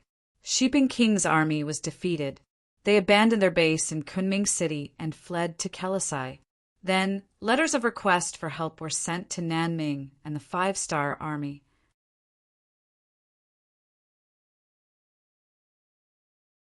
Chapter 1052. After receiving the news, Yang Qindong looked at the contents of the telegram, his eyes filled with rage. This is seeking death. He admitted that the appearance of this little butterfly had changed many things, but there was one thing that had not changed, and that was the status of the Han people. Not only did it not fall, but it was also rising. Looking at the Han people under Yang Xie, which one of them did not live with dignity? Which one of them was not proud of their identity as Han people? It was to the point that who knew how many outstanding people from other races wanted to join this group. Regardless of Yang Qindong's attitude towards the Ming dynasty, there was no need to say anything about his attitude towards the Han people. He thought of ways to obtain benefits for them, raise their dignity, and change their lives. Seeing that the results were getting better and better, as the descendant of old Zhu Huiping had indeed led the wolf into the house. Just this alone, who knew how many Han people would have no home to return to, who knew how many Han people would have no food to eat, leading to death.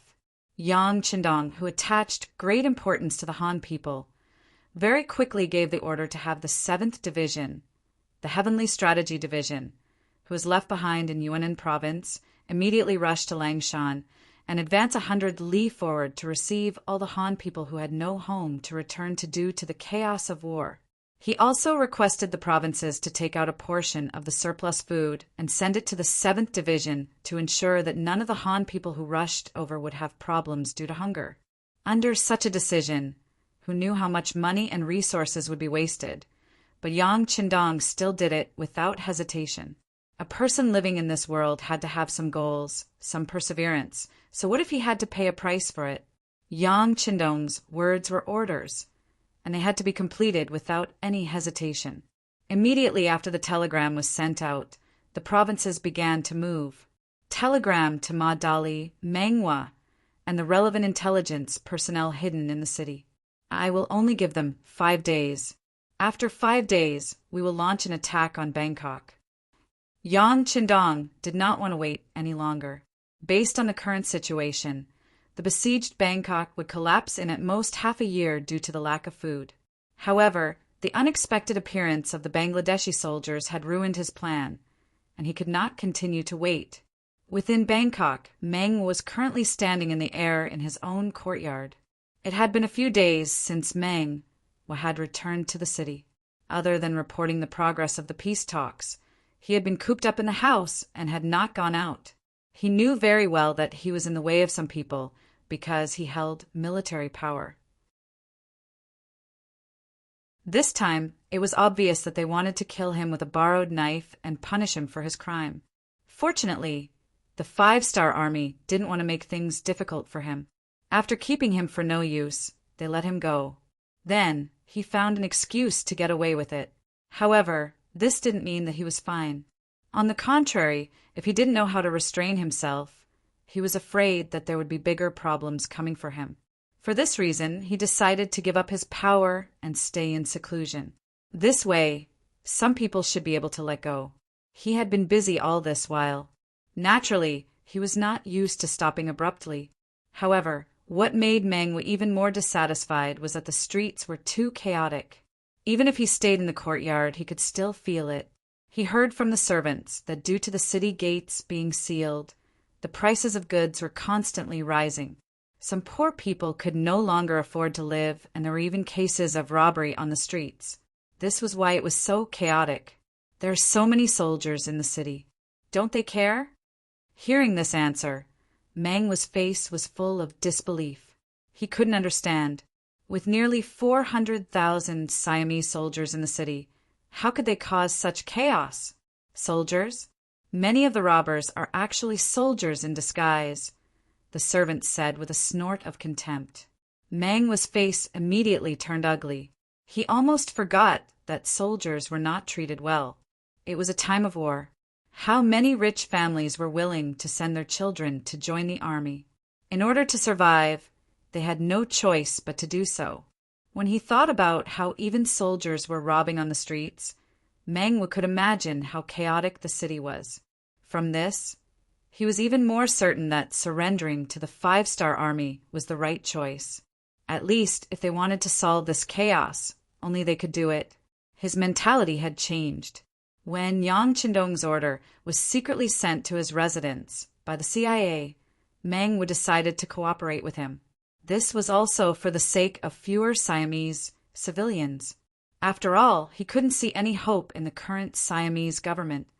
Remember, the 5-star army will attack the South Gate tonight.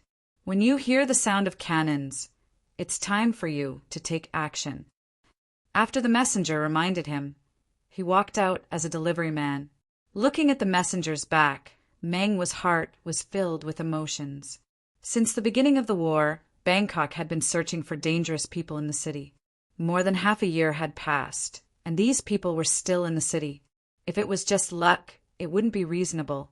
The most likely explanation was that they had paid for everything. When did Siamese become so decadent? This made it even more impossible for people to see the existence of hope. When Meng received the order, General Chun Hong also received an invitation from Ma Dali. Ma Dali wanted to invite him over for a meal to discuss the future. Although there were emissaries from the 5-star army who came with Meng, Ma Dali was still the main force in the negotiations. Chun Hong didn't dare to neglect his request. He immediately brought 30 soldiers and rushed to the diplomatic compound. In his opinion, Bangkok was still the capital of Siamese. It was still his territory. No one would dare to make a move on him. However, he soon realized that he was wrong. What he didn't expect was that Ma Dali had a platoon of guards by his side. It was only because they were well protected that no one was able to see through them. This platoon could play a role in turning the situation around at a critical moment. The sun set and the moon rose. A day of darkness was about to arrive. Meng would don the armor of a general and summoned 50 soldiers in his residence. He was ready for action. Boom! As the night fell, the sound of cannons came as expected. This was the first time that the 5-star army had fired the cannons since they besieged the city. It scared the unprepared soldiers and civilians in the city. For a moment, the streets were filled with shouts. Fortunately, there was a curfew in Bangkok. Otherwise, he couldn't imagine what would happen if so many people were running around on the streets. The cannons finally sounded. Meng led 50 soldiers out of his residence and headed straight for the dungeon. The first thing he wanted to do was to rescue Prime Minister Hamad. This was also the condition of surrender that Meng had proposed. Yang Qindong had readily agreed to it. Meng led his soldiers out of the residence. This news was quickly discovered by the Siamese spies in charge of keeping an eye on the area. The news was then spread. General Meng was naturally unaware of all this. Now that he had decided to take action, he couldn't care less. With his identity as the deputy general guarding the royal capital, Meng entered the dungeon without much effort. He saw Prime Minister Hamad locked up in the innermost cell. At this moment, Hamad didn't have the slightest demeanor of a prime minister. His hair was disheveled and his body reeked of a foul stench. He wasn't much better than a beggar on the streets. However, his eyes were still very bright. When he saw Meng leading a group of soldiers in front of him and breaking the lock on the cell, he sighed and said, "Sigh, why bother?" "Prime Minister, it's not that I didn't do it because I knew the law. You have been wronged. Tong Si's matter was clearly done by a despicable person. The king was also worried that your achievements would shock the emperor. That's why he took the blame." Meng said with tears in his eyes. "But you—" Hamad seemed to want to say something, but he quickly shook his head and asked, "Tell me, what's the situation outside?" "Prime Minister, the 5-star army has already surrounded the royal capital." The royal capital could be breached at any moment. Due to the jealousy of Chun Hong, I was sent to negotiate with the 5-star army a few days ago. I almost lost my life and surrendered to them. When he said the last sentence, Meng lowered his head. After all, no matter the reason, surrendering to the enemy wasn't something to be proud of. He was really afraid that Prime Minister would reprimand him. Hearing that a general was sent to negotiate, an indescribable anger flashed across Hamad's face. He then sighed and said, "Forget it. If that's the case, I'm afraid that the fate of Siam will come to an end. No one can reverse it. Prime Minister, the 5-star army has already agreed. After breaching the royal capital, you will be the deputy governor here. I will be the general here. As long as we care for the people of Siam, we can still do many things for them." Without the storm that he imagined, Meng raised his head and said with a hopeful expression, "Ha ha ha." Before Prime Minister could reply, a burst of laughter sounded behind him. A group of 200 people suddenly appeared. The one at the front was a dark-skinned man. After he laughed, he said, "You really betrayed Siam. If that's the case, then prepare to die." "Captain Lick?" Meng turned his head. When he saw who it was, his face was filled with shock. Lick was the captain of Ha Chunwang's guards and was deeply trusted. Although his rank was slightly low in Siam where Gordon and the other generals died, he was already considered a famous general. Since he appeared here, needless to say, it must be Hamad's order. With the appearance of Lick, a battle to the death was unavoidable. Looking at the 50 personal guards who had come with him, and then seeing that there were 200 opponents, Meng only hesitated for a moment before he drew his sword. He looked at the other party and said, "Since that's the case, there's no point in saying anything more. Let me see your skills. Kill! Kill!" More than 200 people began to fight each other. The clashing sounds of swords and sabers rang out incessantly as they fought in the small dungeon. The soldiers that followed Meng were not only loyal, they were also more skilled than normal soldiers. If it was on the battlefield, it wouldn't be difficult for 50 of them to fight 200 people. However, Lick was not to be trifled with.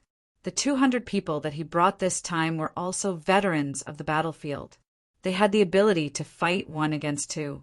Although they were weaker than the soldiers on the other side, they had the advantage in numbers. When it came to a fight, their advantage was very obvious.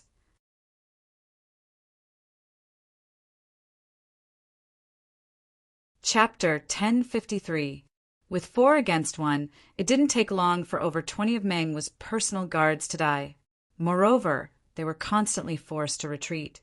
If this continued, they probably wouldn't be able to save Xianghua, and Meng would also die here. However, all of this changed with the sound of arrows being shot. A group of about 50 men in black suddenly charged out. They were all dressed in black and had black masks covering their faces. They held small crossbows in their hands.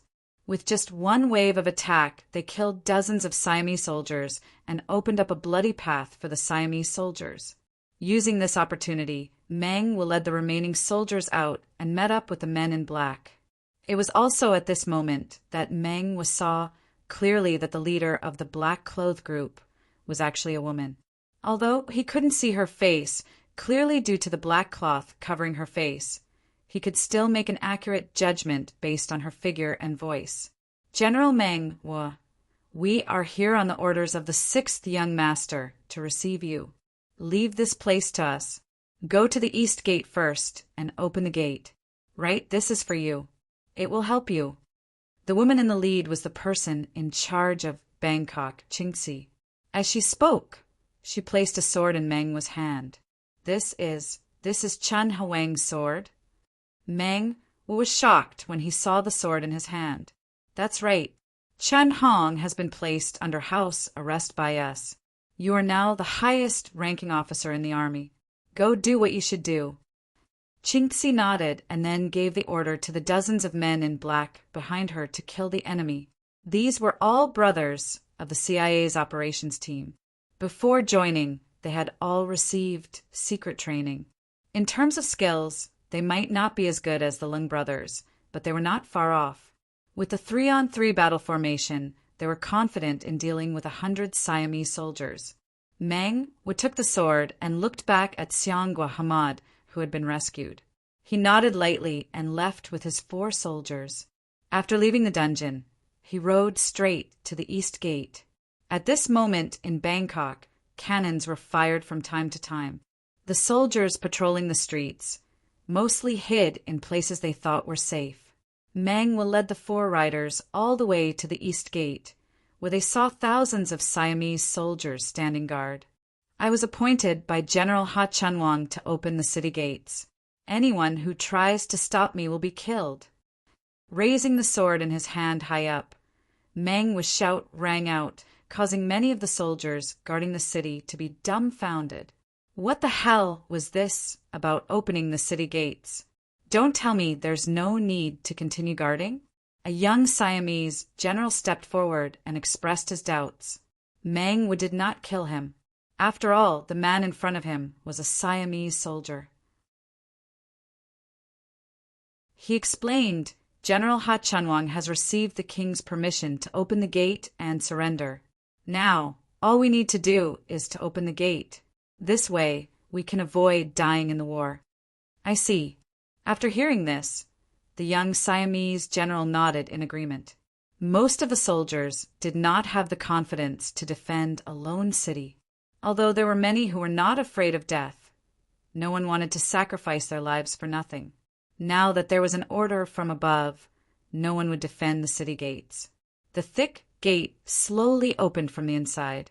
The 5-star army, who had already reached the city gates in the dark, surged forward. The one at the front was the 5th Lu Division. They all held powerful firearms to open the way. The 6th Young Master's order was that if there was any danger, they could fire on their own. However, there were no gunshots. With Meng around, the soldiers had already given up on resisting. The 5th Lu Division quickly took over the duty of guarding the city gates.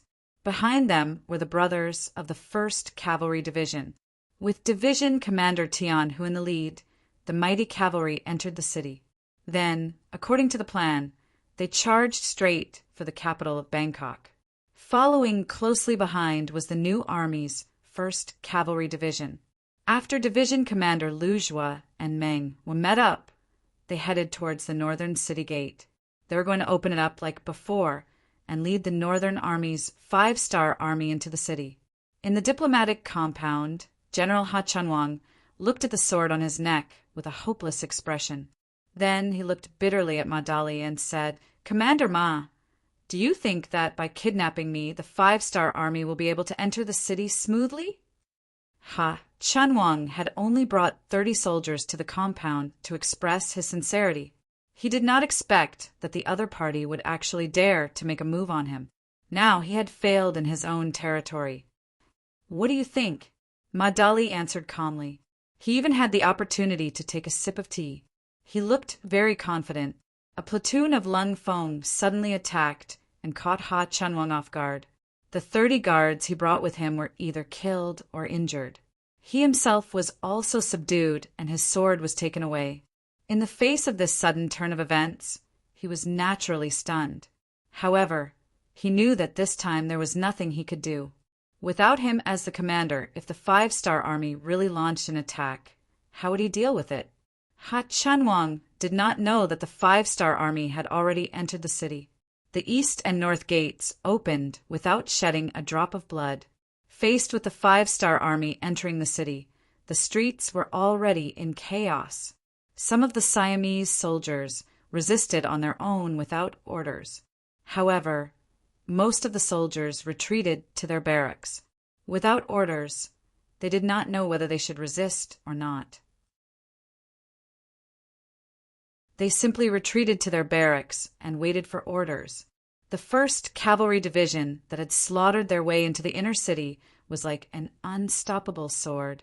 Along the way, anyone who stood in their way was quickly eliminated. In less than 2 hours, they had arrived at the palace.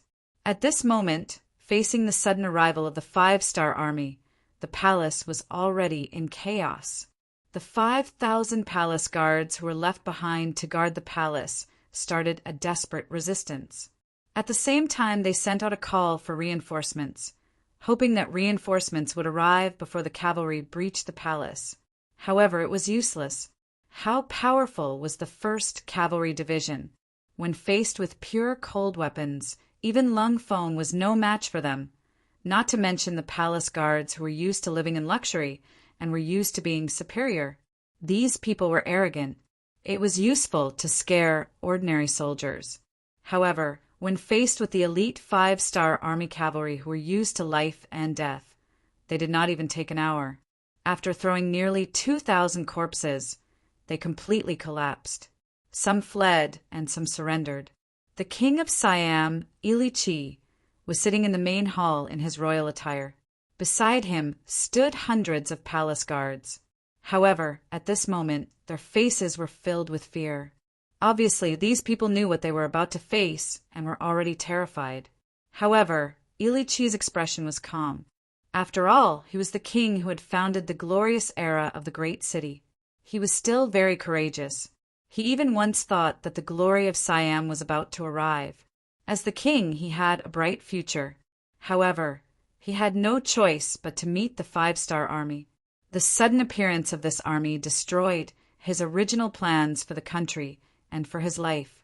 If the king had read about the 3 kingdoms, he would have immediately thought of He Shingdong's idea. The moment the cannons roared above the capital, he had a bad feeling in his heart. His intuition told him that the 5-star army was about to attack the city.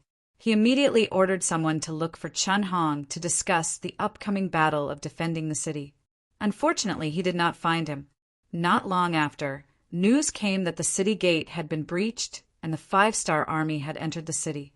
When he first heard the news, Ili Chi almost fell from his throne. He knew that everything was over. The 5-star army had entered the city without shedding any blood. He was afraid that he would be in danger soon. He immediately gave the order to summon more troops to protect the palace. However, at this moment he realized that the commander's seal was not in his hands. He could only blame himself for trusting Chun Hong too much. He was afraid that Chun Hong would not be able to command the troops and handed over the commander's seal. Now he did not have the commander's seal.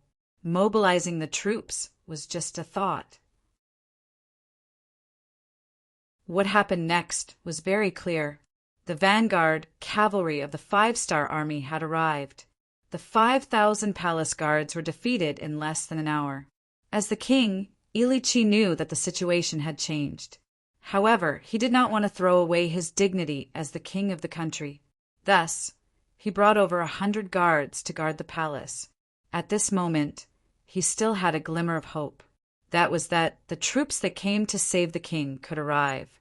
When that time came, with the advantage in numbers, he might be able to fight against the 5-star army. As long as he could hold on for long enough. The other countries that did not like the 5-star army or did not want to see the 5-star army grow stronger would take action. When that time came, there might be a chance of victory. Ili Chi, who had hope in his heart, saw the 5-star army in front of him. He knew that the situation had changed. In the end, all thoughts were just thoughts. You must be the king of Siam. If you surrender now, you can still live. Your guards can also be spared from death. Tian, who walked in with 2 swords in his hands. He looked at Ili Chi, who was still sitting on the throne, and said loudly. Ili Chi was not moved by Tian, whose persuasion. He wanted to continue resisting. Perhaps the longer he held on, the more chances he would have. Since Ili Chi did not surrender, Tian, who did not hold back. He knew that there were close to 400,000 Siamese soldiers in the city. If he did not seize the moment, there might be a change in the situation. A ruthless look flashed across his eyes. He pointed to the opposite side and said, "Archers, get ready. Other than the king, kill everyone else."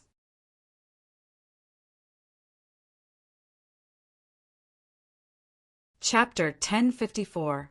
In terms of archery, if the 1st Cavalry Division said that they were the 2nd, then no one would dare to say that they were the 1st. They were able to hit their target 9 times out of 10 when they were riding on a bumpy horse, not to mention when there was no interference. Now, thousands of arrows were released at the same time.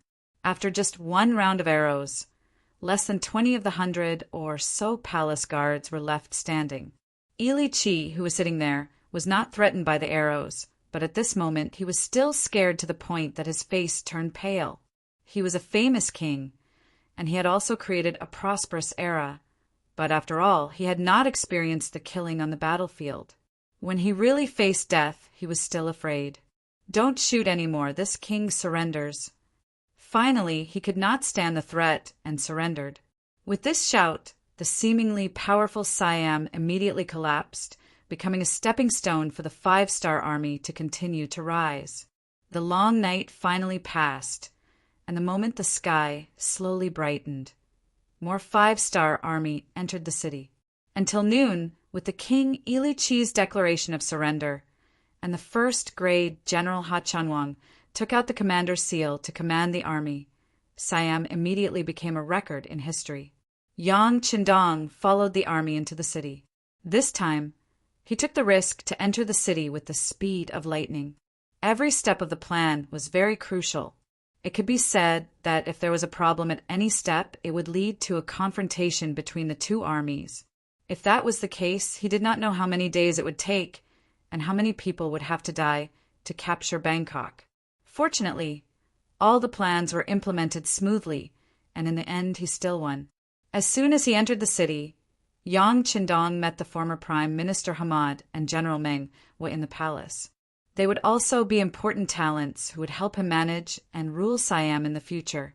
In front of everyone, he first changed the name of Siam to Thailand Province, and then appointed a person named Zhao as the governor of Thailand. This management talent, who had worked in the Chichen city for more than 4 years, was finally released and became a real power manager. As soon as possible, restore the power of the people, restore the economy and the migration of the population. I will ask you to do it. I hope that the next time this prince comes, this place will have changed greatly, and I will be able to see sincere and satisfied smiles on the people's faces. After stating his wishes, Yang Qindong arranged for people to send Ili Chi to Crimson Nest City. He would become another king who was under house arrest there. He was not the first, nor would he be the last. The next day, Yang Qindong led the 1st Cavalry Division and the 1st Cavalry Division of the new First Army to the Liangshan area in the north. In his heart, he was more concerned about his Han brothers. Before he left, he also gave a certain explanation about the Thailand province and the Daf country.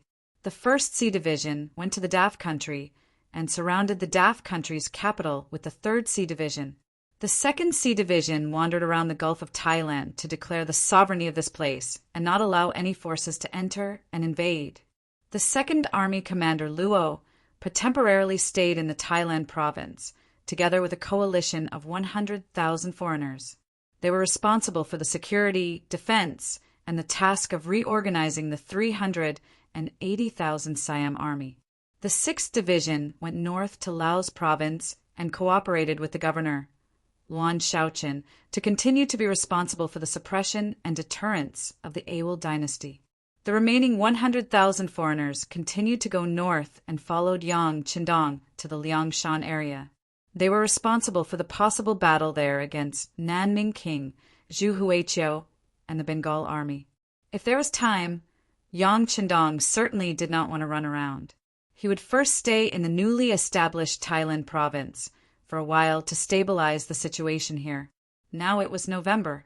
After a month, he would return to Crimson City before the end of the year and celebrate the new year with his wives, especially since the first madam, Huyen, was pregnant and needed him to comfort her.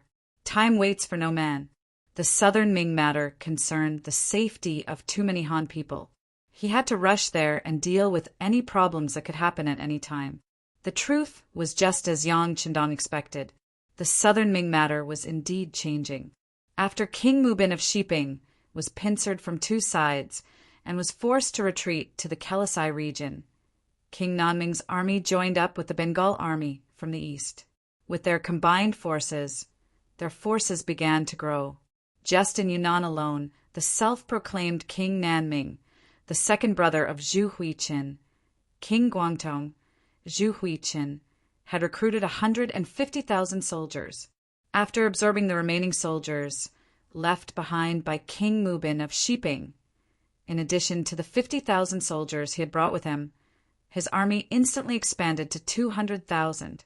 Along with the 100,000 Bengal army that Rajiv of Bangra had brought, the total number of soldiers reached 300,000. With 300,000 soldiers, some people had enough confidence and even started to have thoughts of spying on the five-star army. They were spying on the five-star army because they had their eyes on the guns in the hands of the five-star army. Through the information that they had obtained, they knew that there was a five-star army with less than 10,000 people that had rushed to Lang Son. They were working with Vietnam's General Hong Jin to settle down the Han people that had sought refuge here. The five-star army had been recruiting homeless Han people, and this matter was not a secret. Regarding this, everyone had different opinions. In this era where human rights were not valued, the lives of the commoners were like grass. This was especially so for the commoners who had no money and no food. Using the word refugees to describe them was the most appropriate. They really did not know what they could do by recruiting such people. Was it really because they had too much food to eat? Although the appearance of high-yield crops like potatoes had indeed solved the problem of the commoners' stomachs. However, with so many commoners going over, not only did they have to eat, but they also had to wear clothes and housing. All in all, it was not a small financial burden. Even if one had a large family facing such a huge population, one would not be able to handle it. In truth, at the start of the year, when Yang Qindong was still in Qiqian City, they had already started to test out the pension insurance policy. It was not much different from the future, except that the workers and commoners would pay a certain amount of insurance each year, ensuring that they would not have to worry about food and clothing in their later years. The only difference was that the age limit for men to receive insurance was set at 50 years old, while women were set at 48 years old. After all, in that era, people's lifespans were relatively short. If they could only retire at 60 years old, it would be a huge blow to everyone's enthusiasm. Because it was a trial, only the Han people could participate in the insurance. Other foreign races did not have the right to participate in this policy. Even so, they were not able to receive much gold and silver, which greatly reduced the financial burden on Qiqian City. Yang Xia was very good at earning money. This was publicly acknowledged. Their products were very diverse, and just from the business side, the profits they brought every year were shocking. However, at the same time, they could also spend money. Some provinces were still not self-sufficient and still needed to rely on Qiqian City for subsidies. In addition, there were constant battles, and the financial pressure was immense. Once this insurance policy was released, it would indeed solve a lot of problems. It would also allow Yangshi to have the ability to continue recruiting more homeless Han people. Zhu Huiqin did not know about this, nor did he care about it. What he was interested in was the firearms in the hands of the High 7th Division. He had thought that if he could obtain such advanced weapons, when he faced off against the Southern Ming Empire, his confidence would be greatly boosted. Even unifying the entire Southern Ming Empire would not be a problem.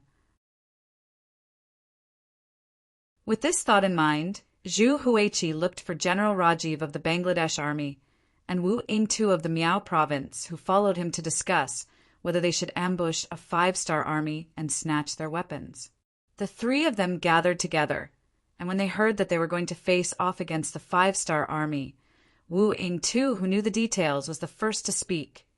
It is said that the 5-star army is very powerful. It is not wise to be their enemy. Speaking of which, Wu Yingtu had also heard about the encounter between Miao Jinlong and the 5-star army. He had some lingering fears and was even a little scared. The remaining General Rajiv was dumbfounded. Obviously, his understanding of the 5-star army was lacking. He could not understand why Wu Yingtu, who looked very sturdy, would be so cautious and even a little afraid when talking about this army. Zhu Huichen laughed. Wufang, although the five-star army is powerful, we have already received news that their main force is attacking Siam. There are 400,000 troops there. It is enough to make them suffer. Taking advantage of this opportunity, we should be able to deal with the five-star army. Moreover, I never fight an unprepared battle. I have already arranged for 3,000 elite soldiers to disguise themselves as ordinary Han people and head to Liangshan's shelter. Once we launch an attack, we can attack from both sides, and victory will definitely belong to us. At this time, Guangdong King no longer hid his trump card and showed it to everyone. At this point, Wu Yingtu finally stopped talking. After all, his Miao army only had 10,000 soldiers out of the 200,000 soldiers. If not for the fact that he brought the elites of the Miao army, he would not even have the right to speak. Rajiv was a person who was proficient in the Chinese language. This was the main reason why he could lead 100,000 Bengali soldiers. When he heard that he could take advantage of the situation, he could not help but say, "Since that is the case, what are we waiting for? Your Highness, let's make our move tonight." "Sai, there is no hurry. The agreed time is 3 days later. We still need to wait for the brothers over there to be ready." Zhu Huichen said calmly. Obviously, he already had a card up his sleeve. The 3,000 elite soldiers were indeed arranged to enter Liangshan's shelter. Regarding this matter, the commander of the 7th Army, Tian Su, who was in charge of the shelter, and the temporary general of the shelter, Vietnamese General Hong Jin, knew nothing about it. There were simply too many Han people who came to seek refuge and protection every day. There were so many that they did not even have the time to distinguish between them. This also caused the shelter to be a mix of good and bad people, and even incidents of fighting occurred frequently. You're tuning in to the Thunder Spear YouTube channel. Don't forget to subscribe and join us on this journey to catch the most captivating stories.